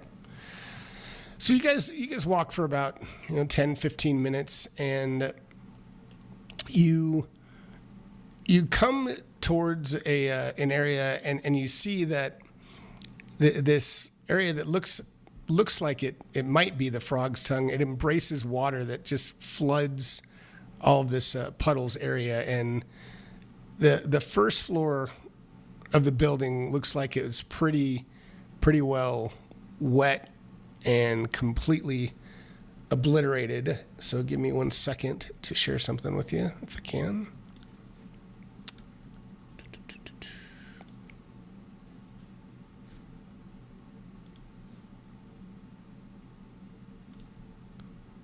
Oh, stand by.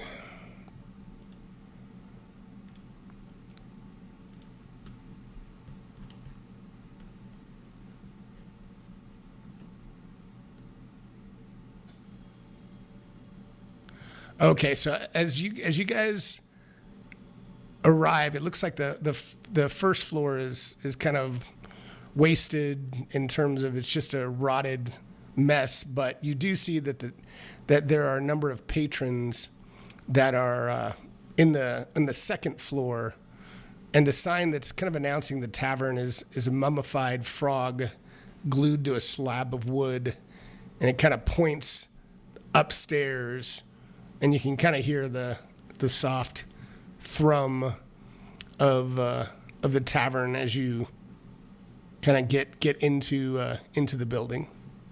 This seems highly unsafe. Let's get some drinks. Survey the bald one. No, I want a drink. I don't look away from bars. So are you guys kind of heading up the stairs? Into the tavern. The stairs outside. No, you're kind of inside, but it's just kind of a mess inside. I mean, tables on the lower floor, but it's below. It's all so it looks and shit. Right, and it looks like there's stairs that head up into the second floor, and there's kind of a sign like, "Hey, head this way," to get you up to the second floor. Follow that dead frog. All right, let's do it. So as you guys as you climb the stairs, and it's progressively getting drier and drier as you head up the stairs, and you get up into the into the second floor, and the door to the kitchen is open, and you can see a number of folks that are kind of having their drinks and eating, and you see who you think is Dahlia frying fish in a skillet in the kitchen.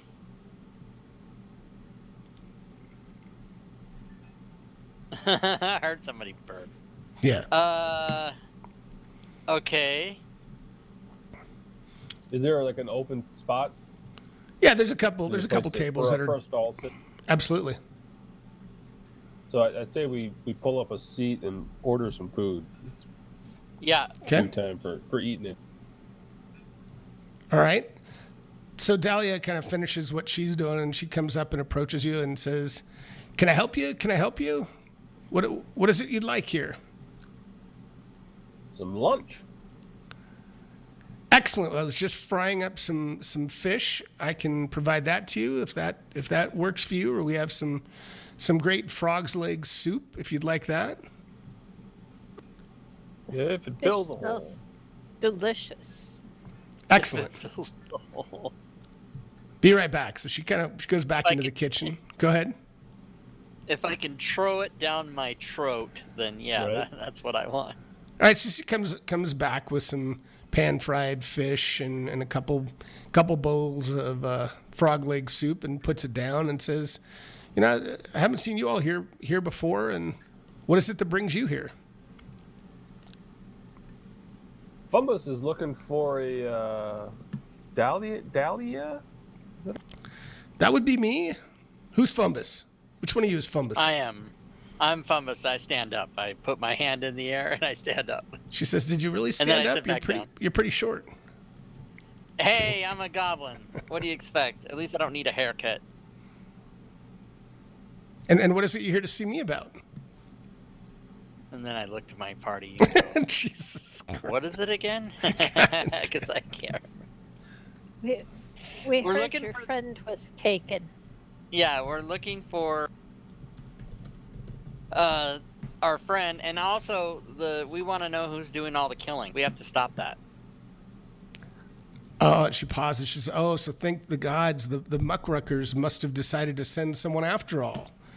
As I was telling the badge lady with the dog tattoo, it's not like Justerian to not show up for work. He's a cook here with me, see, and he loves his job.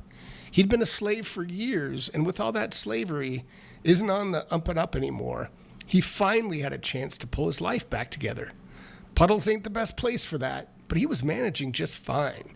He kept talking about how he was worried that one of those underground slavers was going to come snatch him back.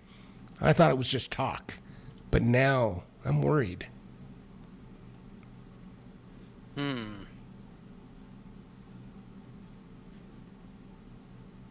Well, what do you think we can do?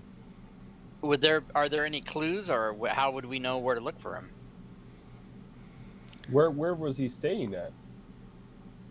Well, I would say I'd certainly start at his place. He kept staying in this real rotten old place where no one would think to look. And she kind of gives you some directions down to where his house was. Real rotted old place. And do you know who used to own him? Well, I don't remember his name, but it could have been the slavers, like I said. I don't know who his enemies are. He's real private about his past, and I don't like to pry when it's not my business, if you know what I mean. In any way you can point us into the direction of where he resided? Sounds Absolutely, like and he's getting out of the way. yeah, she kind of gives you some general directions. Not that far from here, still in the district, and she gives you directions to where his place is. All right. Well, we'll start there, and we'll see if we First, can't locate. We eat. Yes, we do. please We eat. need some sustenance. It's What's on the house, yeah? What's the bill come to? Oh, whoops. The goblins got it. Damn it. Yeah, I have 35 silk, and then I start don't patting anymore. yeah, and then I say, oh.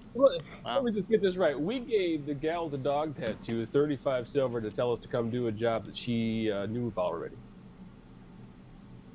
She took that money. We need to talk to her. Jeez. You didn't necessarily have to give it. You gave it at your own free will. Just saying. Don't give goblin money. Gotcha. She says, "Don't give the goblin the cash." That's a bad exactly. idea. She says, "Well, I mean, if you'll go check out, and I'm really worried about him. If you'll go do that, this meal's on the house. Just all right. Don't tell folk around here that I'm used to. I don't like to give things away, but you look like a good set of folks, and I hope you can find him." We'll do our best. I'll take a second helping. Excellent. All right. All right. She comes back with some more and fills your plates. So people give us free food just on the idea that we might go look up on a friend. Yeah. Not might. I definitely promise to do that, and we'll follow it through. Yes. And we haven't let you kill anyone here yet, so I Right. think we're nice. That is true. They do. You're gonna end up in a cliff, picking a fight you can't win. I could win any fight. I ain't scared. No, it's not scary. I ain't Aren't scared. Occur. All right. So Excellent. you guys head down. Just give me a second here to do some stuff and do this stuff and that stuff. Like this and like that and like this, yo.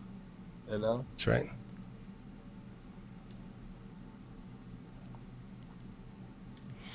All right, so I'm going to pull you on a map, put you towards the top.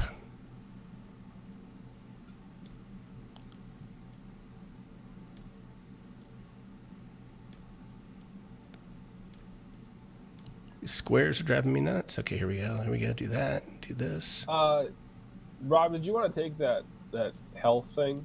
It's a bit of an alchemical type. Okay. Plus, you're small. I'm a little guy.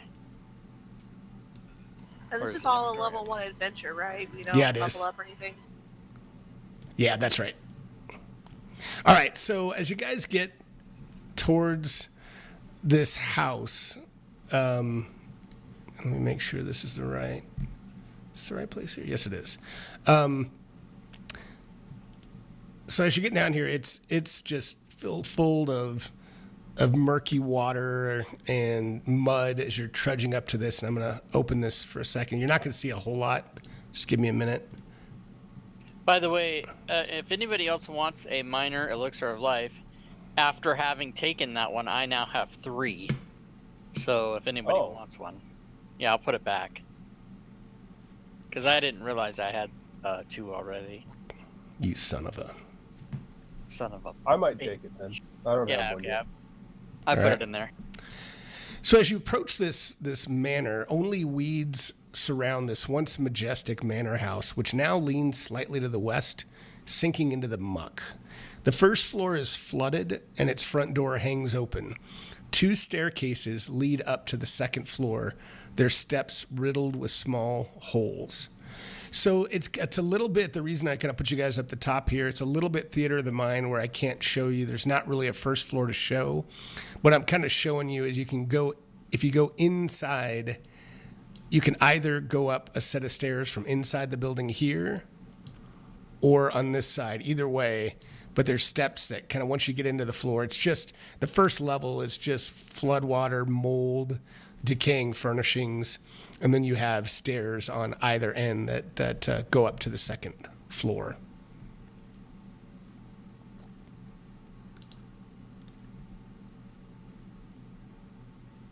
These here, right? Those actually just go into the building, and then once you're kind of into the building, which is some of the gray area, then you would kind of come inside. Yeah, exactly. Then you'd be going up to those stairs there. Yep. Thanks. All right, and as you're climbing these stairs, and Kira and Amiri, since you're kind of first in, give me some acrobatics checks or you could, give me acrobatics checks as you're climbing these things. They're very kind of weak and slippery, and they're kind of hard to get up. So give me an acrobatics check in the tower. You said hard to get up. Hard, yep. Da, da, da, da, da, da, da. So Kira, as you get about halfway up, you miss your footing on a landing, and you slide back, and your leg kind of catches on this big piece of wood that has this kind of pulls out into your leg and splinters, and it gives you 2 points of piercing damage as you kind of fall almost back down the steps. I know what you're doing. That there looks like it might be infected. No, I'm just kidding. You might as well start digging your grave. Smell them almonds. Oh no. All right, open this. Hold on. That thing back in the Middle Ages, Dark Ages. Get a splinter, you might as well start digging your grave because they don't know how to fix it. Infections were very big. That's you're right. Infections were a very big deal. And Amiri, you were okay. You kind of were tripping, but you made it up okay, or at least you're making it up okay. Yep. Son of a... Hey guys, we're up here. Watch out, it's slippery and pokey thing. Don't get hurt. Okay, I'm gonna watch out. Yeah. I'm gonna try to follow. What's the situation on dark vision for you guys? Because it's pretty kind of murky and dark and dim in here. Oh, I'll light up a torch if it's dark. I got nothing. Okay. You can do I that. have dark vision. I got no light. Oh, wait, I have light.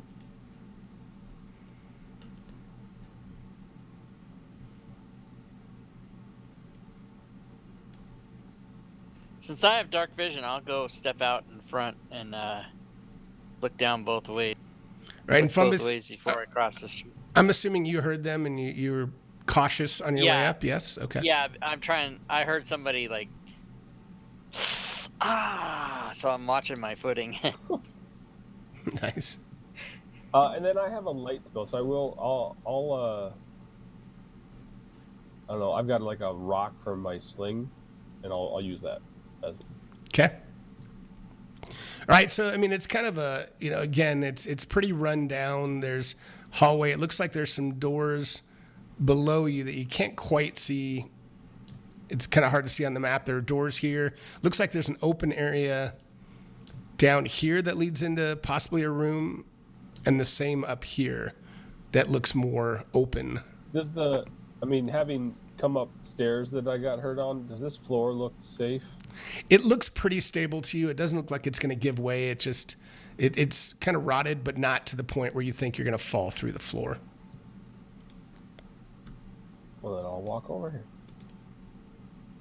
I'd like to push the door open. Oh, here we go. Yeah. Just start opening doors. I love it. Now, who's opening? Let's see. Where's Amiri's down here? Okay, so you're opening this door. Where did Amiri go? She just gets sucked into the room by some arms. You see a bedroom with a dresser and a bed. It's pretty run down. Nothing much of note, but there is a dresser and a bed in that room. Nothing here, and I'll walk away and leave the door hanging open. Mm-hmm. Okay. I'm gonna follow Kira to see what she finds out. Is it Kira or Kyra? It's whatever she wants it to be. Okay, so stand by.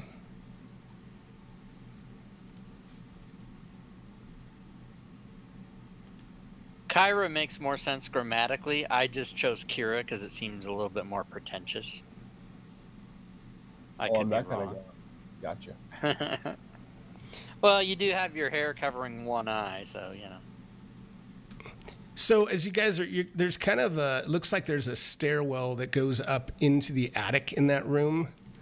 And the floor near the stairs, and Kira, I guess with that light source, you can probably just make it out. It looks like there's several blood stains kind of right at the foot of these stairs in the room over here. Yeah, let me open the bottom. I was focused. Yeah. Is there another door over this way? There was. Yep. There was. You walked away with the light, so I thought I'd come that way too. So yeah, so it looks like there's some. Bad. Yeah, where my arrow is, there's some blood stains, and there also even looks like there's a wooden club kind of at the base of these stairs over here. Okay. What'd you find, Kara? There's some stairs with some blood in the club, but look down here. There's a bedroom. It's massive. There is a massive bedroom. So which way are we? Are we headed one of the ways, or neither way, or what are we doing? I'll go around the corner into the bedroom to see if I. Give me as you do and that. I'll be listening. Give me a perception check, please. Yes. Is there a difference between the skill perception and then on my front page it says dark vision perception? Is there a difference between those? Well, no, that's just telling you have dark vision, and it might say low light vision if you have low light vision. It's just a senses is all that is. So it's not different. But I don't think it shouldn't be. So those came through as the same modifier? Yes. Okay. They did. So which one do you want to use? No, I'm just kidding. Hold on. No, I'll use the first one. But I think maybe that's just a thing where it's easier to get to on, you don't have to go search your skills page, and it's a sort of redundancy or something. Yeah. Probably. So I'm going to open this a little bit more since you're now in here. And also, I was going to say this earlier, but I'll say it now. I'm going to be intently listening because we're searching for a person, and if it's otherwise quiet, we might hear footsteps or muffling, and I'm going to assume that, of course, this place is abandoned, and it's just the guy we're looking for, which I'll be wrong about, but that's what I assume. All right, hold on. I need to do one other thing. Okay, so as you step into the room, Fumbus, what you did not see, as you were trying to look intently, but you must have been distracted a bit. But what you now see, and everyone can roll initiative, as this ooze just kind of materializes from the rotting floor, and you can kind of tell this whole floor is really thick and wet. But this thing emerges from the ground, and it immediately shoots out a nasty filth wave at you, and then we'll do the initiative. But what it does first, it does a nasty attack. Give me one sec. I refuse. You refuse? I refuse the attack. I say no. I think I'm targeting it for some reason. All right, I need to get on it. 1 second. There we go.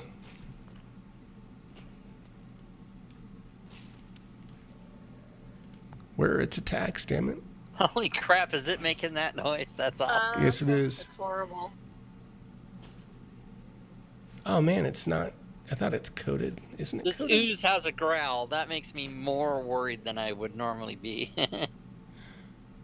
Well, give me, I don't know why it's, I thought it was coded already, but I might need to go back and fix this. But give me a reflex save, if you would. A reflex save. Okay. Where the fuck is that? Oh, here we go. Fortitude reflex. Okay, here we go. Yeah. And you make it, let's see. So you take no damage from that. Wow. Son You of a goddamn bitch. right I don't. All right, so then we are at, and then as the, yeah, so that's what you see, and Did we'll it go go to the top over of the your head? round. Must have, I don't know. You son of a bitch. I yell out. All right, so Mauricio, you are first to act now.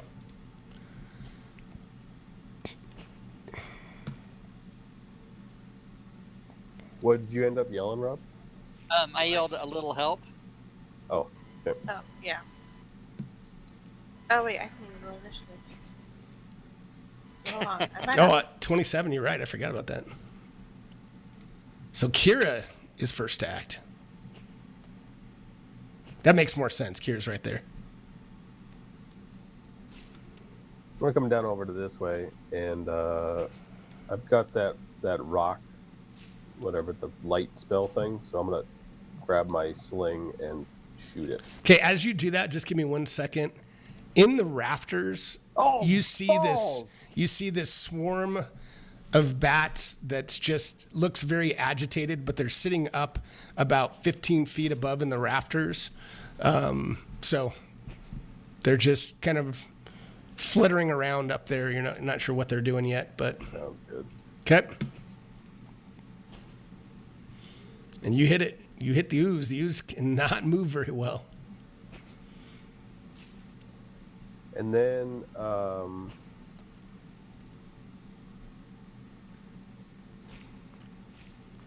that's. Are Is we it- gonna is say it- that we? Say Go again. ahead. I was just gonna say, are we gonna say that we had weapons out or no? I didn't. I grabbed my sling, so I moved, grabbed my sling, and shot. And those are my 3 moves. I need to do a better job of reminding you guys, but in general, when we're in exploration, like before we get into it, into combat, you can have weapons out and move slowly if you want, but it just depends on what you want to do. So I'll leave this one to what you think your character would have been doing. So just So that's the penalties. If you have a weapon drawn, you can just move at half speed, and that's kind of because I'm sure the game's intent is that you're not walking around 100% of the time with your weapons out. Like in D&D, you do that, right? That's what I remember is that, and I might have to look at Okay. that again, but I'm pretty sure you certainly can have a weapon out and move slower, or you can just be purely investigating or moving stealthily. You can, but you just have to kind of say, wait, if you have a Okay. weapon out or not. So I'll let you decide whether it has any effect or not, and I'm assuming not. But the rock I had was my light spells. Does it still have light being provided in this room being hit as in an ooze? The rock that you just shot into it, would it still be lit? Is that what you're saying? I'll say it's translucent. Why not? The sewer ooze is lit up like a Christmas tree. So I doubt it'll be easier to hit. You'll be able to clearly see where it is. Yeah, absolutely. Yeah, that's all I got. All right, Mauricio, you hear some shit. What color is this ooze, by the way? It's like a pearly white with a little bit of purple. I don't know. It's like Gross. it's kind of like a grayish, but it's got some light now that's emanating from this bullet that hit it and stuck into it. For you to follow up that it's purplish and veiny. Oh God! Oh Yeah, God! it's I totally wasn't what I going thought that was coming direction. too. Damn it! Totally. Oh yeah, that's what I thought was gonna hurt for sure. It's funny now. It's the ooze is lit up from the inside with Right? this It looks light like a rocket. giant silicone. Shit! Oh my god. I stepped right into that with one. light on the inside. NSFW. Okay. I hope on this is short enough that I could just shoot over him with my short. So I will move, pull out my short bow, and then attack the ooze. I'll let you do that. In general, it has to be more than 2 sizes different, or otherwise it's screened. So in theory, you should have a -1, but I'll give this one to you. I'll put a -1. You do a -1? All right. Do a -1. I still think I will hit the ooze. You probably will. Or not. Oh, God. You do? Oh, Yeah, wait, no, it that's hit. still a hit. Holy That's shit. still a hit. For a sad amount of damage. Yeah, it did a little bit. Did the ooze go already? Did the ooze attack? Well, it kind of had its own like quick sneak attack, so it's not gone in initiative yet. But I mean, officially has it gone? Because if it hasn't, then I can throw an extra D6 on there. It has officially gone because it was first to act. Okay. I'm gonna draw my dog slicer. Oh yes. Nice. And I'm gonna slice this dog. Come on, baby! Oh yeah, that's a critical hit. However, it's immune to crit, so just do normal damage. And if it does double, I'll have to take it out. Yeah, partially resisted. So I think that's right. Oh, it did. Yeah, because I rolled the 2. Yep, and then it that's got perfect. 2. Damn Trenlo, he's on his stuff. Bitch ass bitch. All right, third action, second attack. Fuck you. All right, I'm done. At least I didn't get a 1. Jesus. Oh wait, is the fumble rule? Did, yeah. Is the fumble rule the same as the crit rule? If it's -10, is that? It is, but it's so easy to hit that's still not a fumble. Oh yeah, it's got an AC of 8 or less, so that I'm right. Good. Okay. So you're still good. You have to have a larger negative on your attack. Hey, listen, that was my second attack, fucker. All right, stand by. Looking at one thing real quick. Joe says he's going to be late, then he shows up on time to give us a bunch of shit all the time. Let's go down. All right, so the bat swarm. No one laughed at that. God damn it. Nice. The bat swarm flies down and attacks Kira, and it's kind of in your space, Kira, with you. What'd you say? He said ice cream. Just real calm, like. It bites and it misses, so it flew, it bit, so now it's going to do a... hold on one second. Yeah.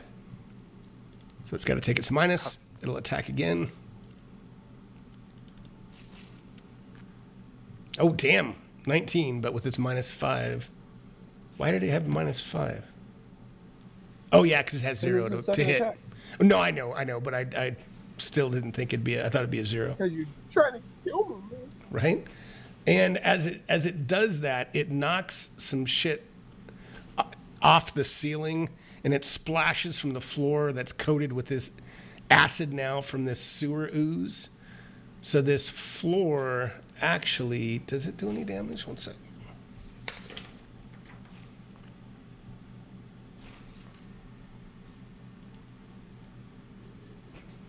So this floor splashes you potentially with some acid. We'll see if it hits you. It does not. It splashes and it just misses you. All right, the sewer ooze goes after the bat swarm and it pulls out a fleshy pseudopod. See what I did there? And tries to hit Fumbus. God damn it. And that is an automatic, but nothing, there's no crit fail. It doesn't do anything to it, but it will attack you again with another pseudopod. And this time it hits, even with the minus. And it bludgeons you and does some acid damage that just rips into your skin. I don't have any reactions or anything. Yeah, Jack. And then it swings again, and this time it misses with another pseudopod. All right, Amiri, you are up. All right. I guess I'm going to run on up and see if I can help out my friends. Yay! You do. Oh, my Get sword.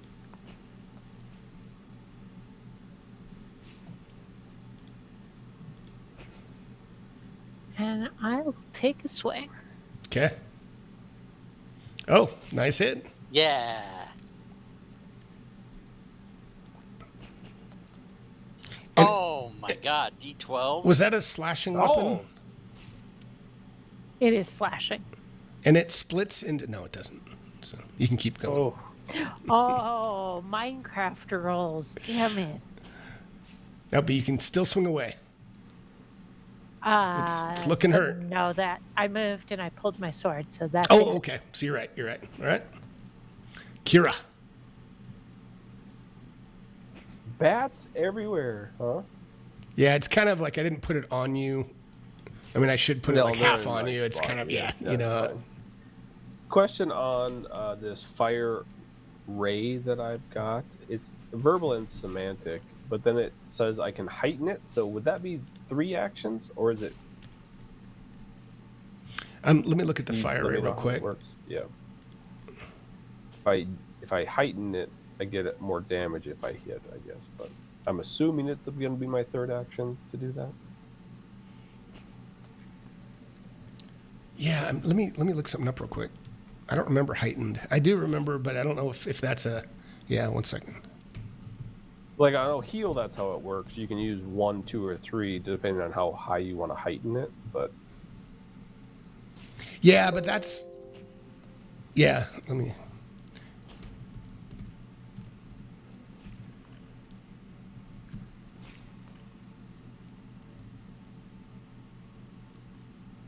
Because I think that's a +1 to the level is why I'm looking this up real quick. I think heightening... Oh... Because I think the other one, like you said, the heal is definitely... That's just 3 different actions. Yeah, but heightening is like raising it by a spell level, so I don't think you can do that Which yet. I obviously don't have, so yeah. Range attacking on bats, probably not going to be great, right? If they're in my space. That's some negative stuff. Yeah, damn it. I'm trying to remember that. Basically, I'm asking, tell me what I got to do to... I mean, it's going to be a ranged touch attack is what it said. You know, I honestly don't remember now, so I'm just going to say, just give yourself a -2, because I'm going to have to look that up later, but we'll just keep it rolling. I'll look it up. It fails. All right.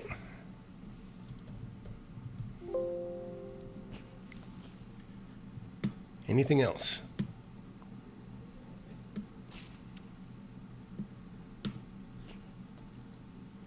I'll run.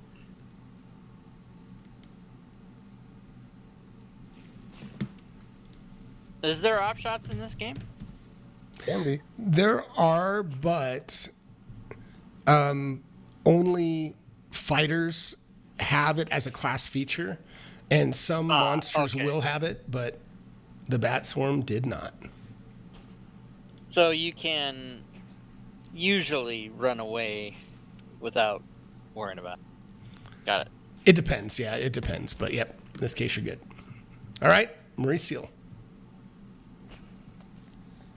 So I'm going to switch weapons, and instead of shooting my bow, I'm going to throw daggers instead, because I can potentially do more damage that way. Okay, it'll take one of your actions, but yeah, that's fine. To switch. So 1 action to throw a dagger with a -1. What'd you say with a minus what? Oh, gotcha. With a Yep. -1 because if somebody doesn't want to move. Definitely hit. It's looking pretty worse for the wearer. And for my 3rd action, I will do another throw. Now, does the modifier change since I'm using, since I'm doing it again, or is it still going to be minus? Now, is yours? Let me look something in your character real quick. Okay. Dagger. No, it should be coded right. No, it shouldn't change anything other than it'll just be if this was your 2nd attack, it's just going to be the 0 modifier, but that's all.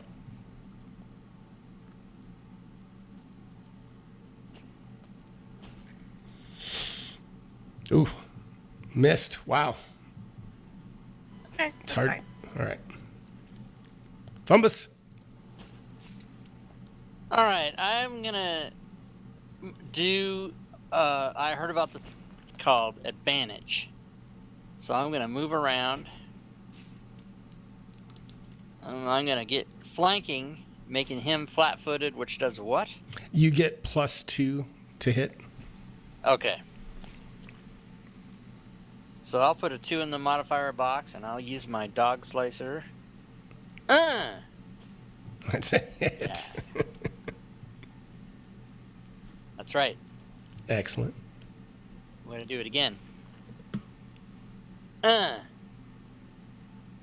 Oh, Very yeah. nice. Critical on a 14. I love Oh it. yeah. Look at that. All right, and now I'm gonna do it Damn. one more time, except I moved, so never mind. Cheating bastard. I tried. All right. You try. Yeah. Excited. So this guy I got excited. comes over here, flies down to Mauricio. Oh yeah. What's that? Mauricio, there's bats.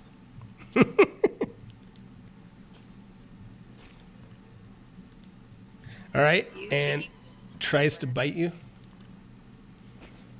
and it misses, and it's gonna try one more time, and it misses. And the sewer ooze, any mini. Ooh, and it's Any mini. still going after Fumbus. Sorry, Fumbus. It's the dice, man. All right, Pseudopod 1. I'm trying to kill you. First one misses. Second one hits. Uh-oh. Oh, and the third one missed. Amiri, I will survive. you will survive another round. All right, let me hit this thing then. And you do get a +2 as a reminder.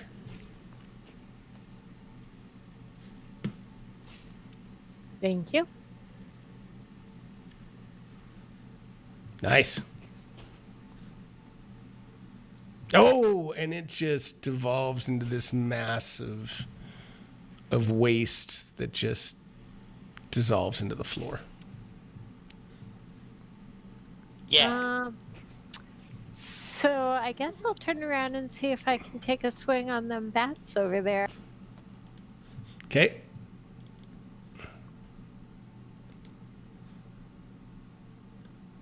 And you can. They're all over Mauricio.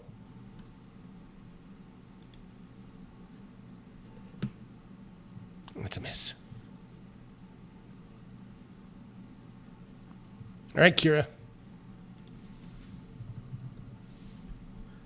Sling. I'm gonna try and shoot it. Ooh, miss. And again.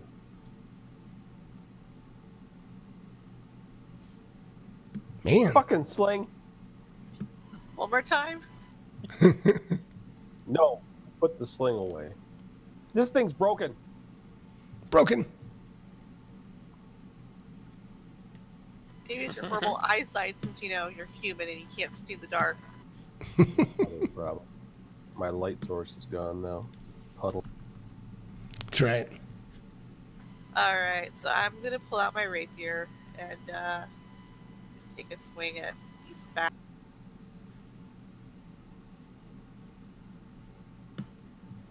Missed. Alright, second attack. Well, fuck.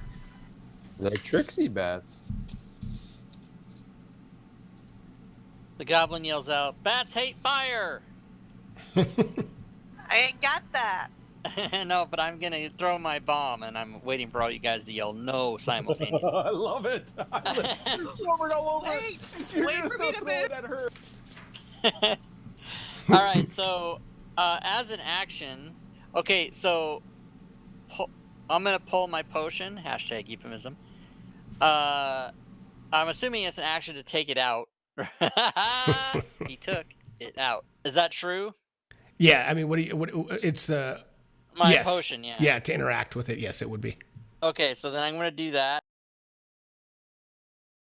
And then I'm going to do 1d8 Now, hold healing on. myself. Just so you know, I know this is weird, but the way potions work in playtest is the effects occur at the end of the round. Unless you have something like an injection or something and incur. Oh, wait, is that Shadow the Demon Lord? Okay, that's Wait, hold on. God damn it. Is that Shadow the Demon Lord I'm thinking of? I think I'm right. 1 second. GM doesn't even know what the fuck he's doing. He doesn't know what the hell he's doing. Let me tell you something. I don't know what the answer to that is. Well, we were right. It does say drinking a potion, drawing it, and drinking it. So that is 2 actions. Got that right. But let me look at this.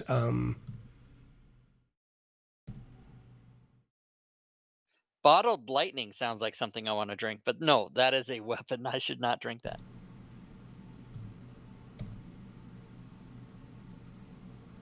Yeah, it'll activate immediately. I think I was thinking Shadow the Demon Lord.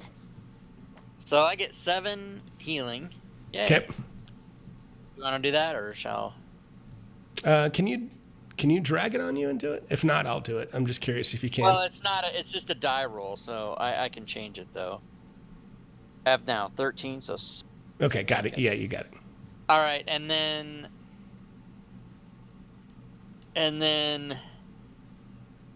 that is 2 actions, so I can't attack the bats anyway, so I'll just move a little bit closer and be done. Okay. And the bat swarm is going to try to keep biting away. Misses. Second bite misses. And the third bite misses.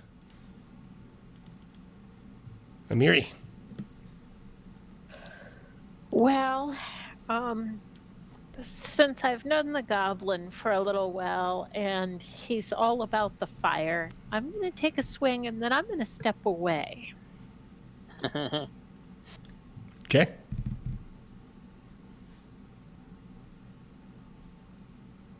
Oh, you do hit. That's a large G bastard sword. Wonder Nice. who typed that? I don't know. That might be me. I don't know. French. Largy. See, I don't think it did quite as much damage as you'd expect, but it still hurt it. Okay, one more swing before I step away. Just Ooh. Just missed it. bats.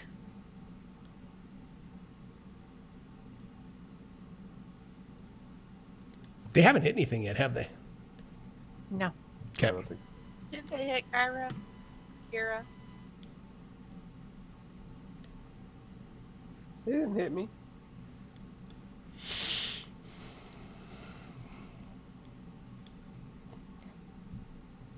I'm gonna try this this rapier thing people are trying. Okay. So I'm gonna run up this way and grab my rapier, run over there, swing. Okay. Wait, from behind me? Oh no, the bats are on top of you though. Yeah, I can't really, I can't show them stacked, but Don't stack tokens. Well, man. why can't you go behind them? And and the way it looks, that way there's some sort of blanking, maybe sort of kind. So I'm gonna get the fuck out of there when that goblin throws fire on you. GTFO, Oh, damn. man. Reseal. All right, I guess I'll do the same, but not until after I try to hit.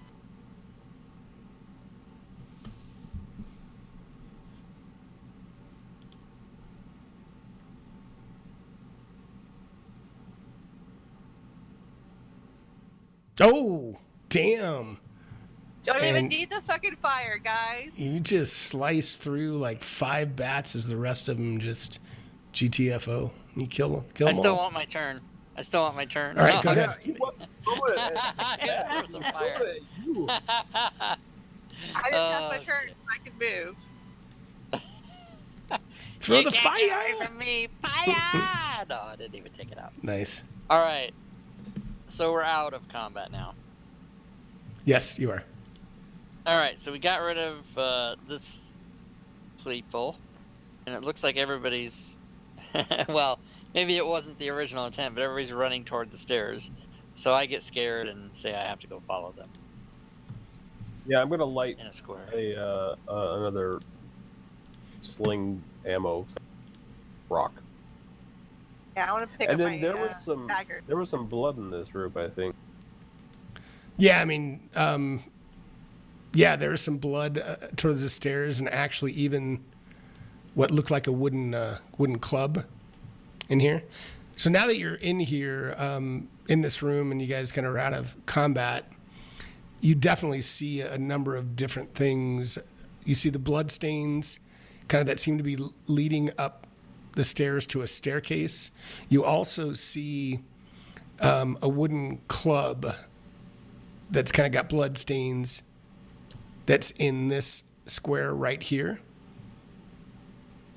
And you notice that there's even, or I don't know, is anybody looking at the club or? Yeah, I was going to do the search action. No, seek action. So Okay. I'm looking for signs of unseen hidden objects. Just a general search of the area. Yeah. Okay. And as you're doing that, you see strands of hair that are still stuck to the wooden club. And if you could give me either a medicine or a religion check as you're looking at this.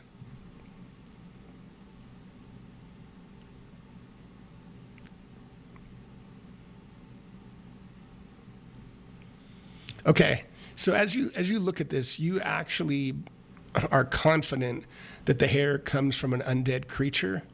You know that because it's stuck directly to a bloodless piece of exposed bone. But you're pretty sure, or you're very sure that the hair is from an undead creature.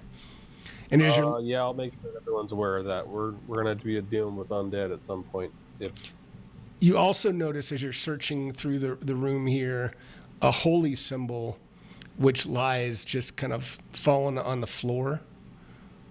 And if you want to give me a religion check to recall knowledge, to see if you know anything more about that, you can.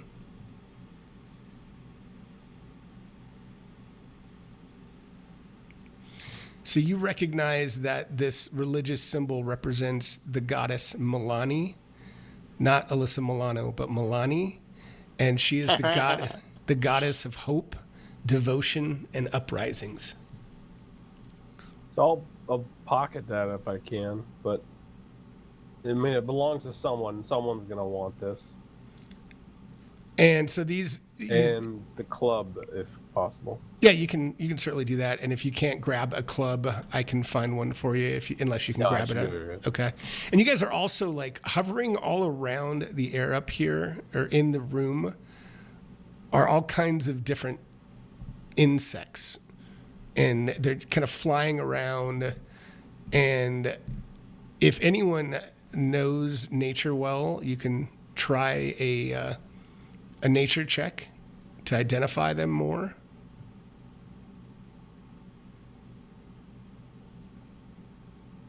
Nature well? If you know nature well. If we were trained. I mean, yeah, or yeah, I mean, you could try it anyway if you think your character would do that. Nope. All right. Nobody knows anything more about these things, but they're kind of weird looking. They're weird looking flies and some strange looking moths. But that's all you see. So you have stairs that appear to be leading up here. And then obviously you just were in this big room that you kind of battled. Smell of like death in this place? I mean, mold and musty and gross, yeah. But I mean, does there smell like rotted bodies or? I can imagine undead smell very pleasant, but I would say as the kind of as you searching the room, and since you came up, as you get into this area, it does smell up these stairs here. Smells of kind of more rotted death and flesh, kind of decaying flesh. Do we want to check anything else down here first, or do you want to just follow this trail up? I say. Let's open up all the doors. Oh, I'll stand here with my light, and you can go check doors. Yeah, that's fine. I can see in the dark. Yeah. I thought. Okay, you open this, just opens into another kind of rotted, decaying room, but nothing much else of note in that room. That actually, these are windows that open, or doors that kind of open to the outside. Not really doors. Those must be windows. The way the map's drawn just goes to the outside. This is a hallway that leads up to a third floor that's essentially non-existent. It's just destroyed up here, so there's nowhere to go as you look around this corner up the stairs there.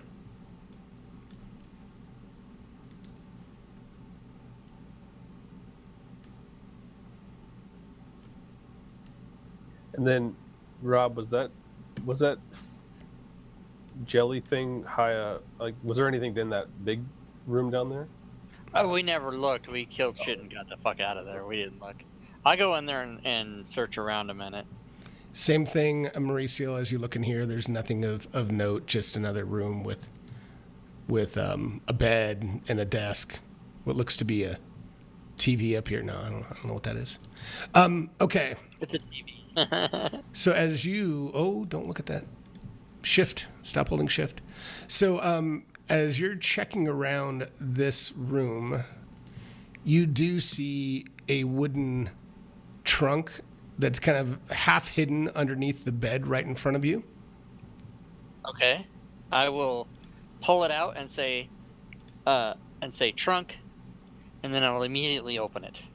And it does. No, actually, it's not locked, but it was just kind of hidden under the bed. But what you do see in there is 2 sets of kind of simple clothes, 50 feet of hemp rope, a water skin, 10 days of rations, a set of cookware, a minor elixir of life, a vial of nectar of purification, 12 silver pieces, and a note.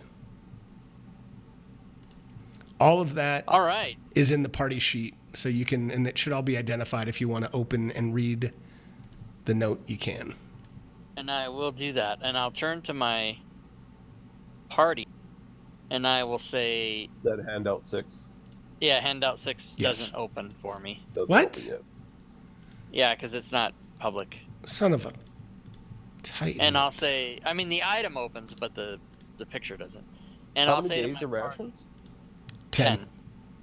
I'll say to my party, we just found a friend, and his name is Jack Pot. Nice. I I love I Mr. was Pot. waiting to get that out. Again, I ask you, Nice. find somewhere else to live. You don't need to live in squalor, not when you have friends who can help you find a safer home. Signed, W. Oh, that note was addressed to Justarian, which I believe on the map there's That's who we came to Justarian find. president. Yeah. So that's what that says.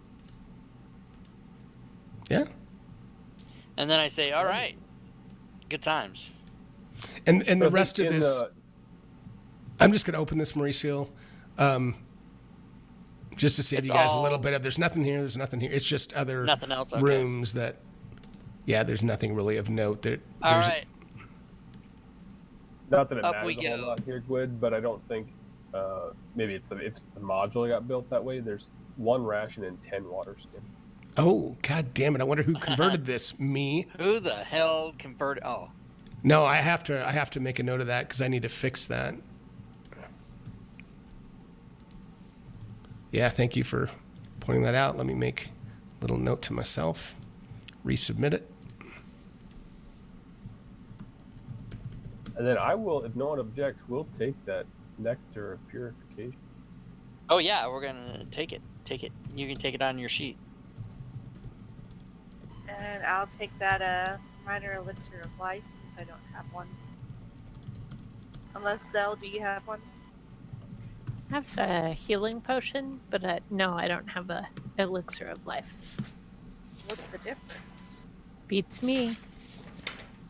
What? Look and see the healing potion. How many does that heal? Are you 1d8. Oh, go ahead. So there is no difference. They're both the No, same. this one's a 1d6, the minor elixir Yeah. of life. Oh, is it? Oh, okay. Because I had one I had a minor elixir and it said it was 1d8. Right. It also gives a +1 item bonus to fortitude saving throws for 1 hour against toxins, including diseases, poisons, and Yeah, Interesting. if you're at max hit points when you drink it. that's not what it says. Yeah, it is. Is it? Yeah, I just can't read either. Oh So- yeah, it does say I'm it's gonna steal the rope with no one in mind. And you guys probably remember, maybe you don't know, but resting in Pathfinder playtest, you basically get back your at first level your Constitution modifier, or 1. I think that's right. So like if your Constitution, if your Constitution is 0, a modifier, I think you get 1 back. Or the very generous sum of 1. 1. Yeah. I have a con mod of 1. Yeah, it's much different. All right. So we want to press on, or Fungus, do you need to get healed again? Damn Fumbus. I have 6 damage. Kira has 3. I could drink another potion. Hey guys, I'm still playing around with Okay, this I got some extension do so you that have the spells? placards I do, but they're limited. for the of course. players will update. And okay, so okay. So I'm trying to keep those Um, consistent. It's a pretty cool extension. How does And spells you're work not- with you're not resting hurt, and everything? Like enough for me to be worthwhile to use the spell, I guess. 'Cause I would. Oh see yeah, it okay, let's at try it. least Let's see. probably It'll be 8 fun. or more. But And do it. Rob, just to kind of answer that a little bit, is spells in general, like when you prepare them, you have to decide, like if you have 3 first level spells, if you want 3 healing spells, you have to prepare 3 healing spells. So in Pathfinder playtest, it isn't just, you get access to all of them like 5e. Or I'm sorry. Oh yeah. You know what I but mean? then when They're not you spell get- slots. And is it short rest, long rest, like D&D, or is it just rest? It's just rest. There's not really a short rest concept. And There's is kind of an there, extended downtime, like if you're really out, for a long time somewhere, there's an extended and you get a little bit more healing that way. And is there a limitation to the amount of time? I mean, can you rest 15 times a day, or how does that work? Once every 24 hour in the 24-hour period. Holy shit. Okay, so and then you obviously get all your stuff back You do. in regards to Typically spell you do, slots yep. and everything. Okay. Yep. All right, yeah. So I'll take some healing. Let's do it. are you gonna do the potion, or you want to heal? No, I want you to heal because it'll be fun. Yep. Yep. I'm gonna use a spell point and heal. Yeah. Nice. Very Max. nice. I'm maxed out again. That +4 is a pretty sweet thing. Anybody That's else doing it, any yeah. healing, or that's it? Okay. All right, so up we go then, I guess. Let's do it. Let's do it. I love it. All right. So as you guys, I assume you're all heading up the stairs, or at least, okay. Even Yeah. this is as a side. Sorry, Mauricio, I didn't hear that. I like to talk over Joe all the time. I will hang back and watch them go up the stairs to see if Okay. it's Okay. Just to clarify, when going up there, given that we have run into some enemies, I will have my scimitar out as I'm going up the stairs. Excellent. Like it? Indeed, I will follow suit with that idea with my sword out. Fumbus, are you holding your Oh weapon? yeah. I'm gonna. How dare you? Yes, the answer is yes. Okay. All right. I'm holding my dog slicer. So as you guys climb the stairs, and this is a theater of the mind. There's not a map for this, but the area at the top of the stairs opens into a 20 by 20 foot room. It's obviously some sort of attic, and as you kind of start looking around the room, you see what is obviously Justarian's body lying on the floor of the attic among a number of abandoned furnishings, and his body is surrounded in a puddle of congealed blood. Oh, y'all man. run up and like see how it is that this happened. Okay, if you could give me a medicine check.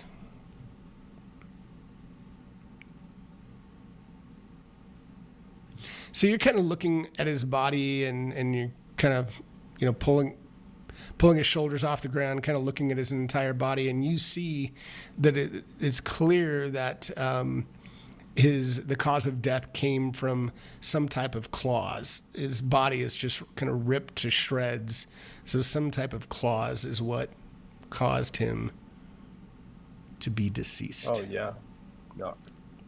Does I wouldn't be able to figure that out. Never mind. All right. He looks like he was in a battle. I mean, is he defensive? Is it on his arms, or is it like someone pounced on this guy from behind? Or You see defensive wounds. Clearly, he was in a battle, and you think that the club possibly was found at the bottom of the stairs could have been his club. But yes, yeah, definitely signs of a battle. Yeah, this guy got owned, and there's undead around because I found skull stuff on this, or flesh at least. Loot the body. Loot the body. Nice. No, I will carry the body, and we can bring it back to the only person that seems to know or care about this kid.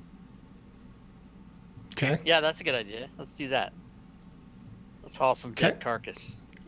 You're gonna bring her or him back to Dahlia? Yeah. Okay. So you guys trudge back with this decaying body and present it to Dahlia, and she's hysterical. I mean, she sees that Justarian, oh my God, he's dead.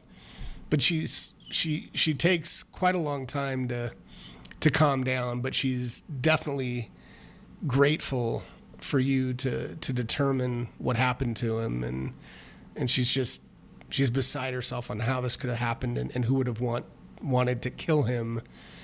And she asks, are there any other clues that you found about the killer? I mean, who would have done such a thing? Do you know anybody with a W name? She says W. No. Do you have any other friends? Nobody else that I know of. No one else I can think of. This is, out of character. Are we going to show her the note? We can, yeah. Yeah, I think so. Okay. She Let's looks see at if she knows. She looks at the note and says, W. I don't know who that would be. I don't know. Doesn't ring any bells at all for me.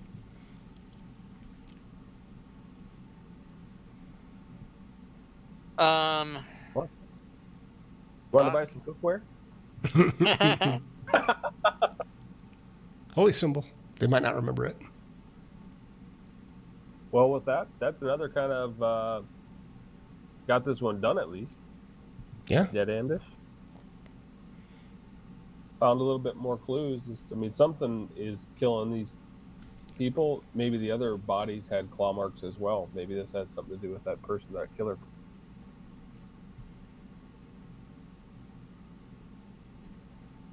I said we head back to the main guy. Okay. Everybody agree? It's good. Okay. Yes. All right. So as you head back and talk to Valson and Ambrose and tell him what you found, he listens intently and thanks you for investigating, and he's even more concerned about what type of fate has befallen Nelfrin Zor. He says, if you can please continue searching for answers, you've done an excellent job so far. I'd appreciate if you can track this down and figure out what's going on.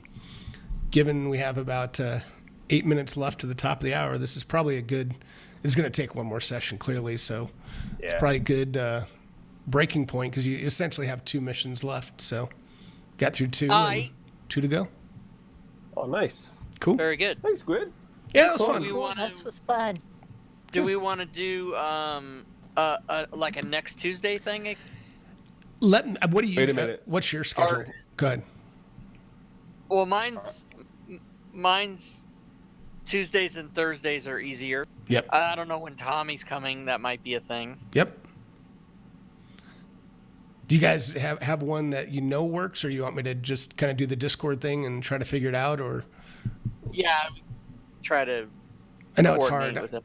I know it's always hard, It'll but be tough the farther out we go. right, definitely. Closer If we to can look at closer to sometime, the if end we of can the look at month, sometime yeah. next week, that'd be better. Okay, I'll throw out some ideas, and hopefully we can. Next Tuesday might work. I'll check things around here too. That might be really good for me too, since Thursday is the charity stream thing. So yeah, I'll hit you guys up, and we'll try to find a way to finish it quickly. But that was fun. All right, very good. That was fun. All right, Fury, any initial impressions of Playtest at all? Or, I mean, I know we're only first level, but any thoughts at all? Or Oh, this was a lot of fun. I liked it. I mean, I would like to see, coding done a little bit better. Yeah. Maybe if someone could make a coding module. Oh, I wouldn't even try that at this point. I know it's a challenge given it's still a lot of rule changes, but Playtest, and it's just like you do a bunch of work just to have it all change on you. Yeah. thanks, Dragonbait. But I mean, you're speaking about like When it's having done. the yeah. But when you say I'd like to see more coding, you didn't mean like my spell codings. You meant like the program works with things better. No, I Or bet is your that- spell codings. Oh, you did. Oh, okay. Yeah, that's not gonna happen. Not right away, anyway. But yeah, because it's too much potential for stuff to get moved around and whatever at this point. But the only thing that kind of bothers me is that I have to actually look at all my abilities and try to memorize what I have, because I completely missed out on that whole surprise attack thing. Yeah. Fuck. Yeah, that's hard. You're right. When you're learning a new system, definitely. Well, that's the point. I mean, yeah, you missed it, but there was a very little consequence. It's the kind of typical learning curves that you have playing a new game system. What do you think, Fury? Like for me, I just need to play it so I can learn how to do it. Right. What were you going to say, What Rob? do you think of the 3-action economy? I think it think it's offers- a little overpowered. Oh no, I don't. I think you wouldn't think that way if you played a spellcaster. Because Okay. what happens with spellcasting is, well, first of all, if you're doing a melee thing, you get like a -5 and a -8 or whatever the hell it is. But then if you're doing spellcasting, all of your spells cost 1 action per spell thing. So like, the VSM. Right. So every one of those letters, verbal, semantic, or material, they all cost an action. So if you have a spell that has 3, it costs all your whole thing to do the spell. Yeah, and most spells are going to be 1 or 2. One or I mean, two, the at real least, kind of yeah. mundane spells are going to be 1, but Right. most Yeah. other decent spells are 2. And if you cast one that's 3, that means you can't move or do anything. So Right. No, Yeah. you really got to make some strategical decisions on. that's what I like about it, is that you have to go, okay, let me just calm down and decide how am I going to spend these 3, I can and if see you have this to getting- stand up. It's pretty demanding on strategy at level 1, let alone you throw in 5 levels and 16 other abilities. That could get real fun. Yeah. I think so. And and it's very different than 5e. Like, you splitting your move spends 2 actions. Right. Yep. So, Good point. Yeah, it's really, really crazy. But I like it. I think it's fun. Cool. Well, thanks I for can't believe indulging people me, on the guys. stream are like, wait, what did I just tune into? Rob's playing Pathfinder. What's happening? Did the world blow up? What's going on? Nobody But I said like we screwed it all up, did they? Any like I serious don't playtest people? think so. No, Good. Good. All right. So Well, good. cool. Well, hopefully we can Thanks. find a way to finish it next week. Yeah, cool. Thanks for running. Thanks, everybody. Great game. All right, guys. Have a good Thanks, night. guys. Bye, stream. Night All right. all. Good night. Night. All right, guys. Thanks for joining me, and hopefully we'll have a finish to this in the next week. I'll put this up on YouTube shortly.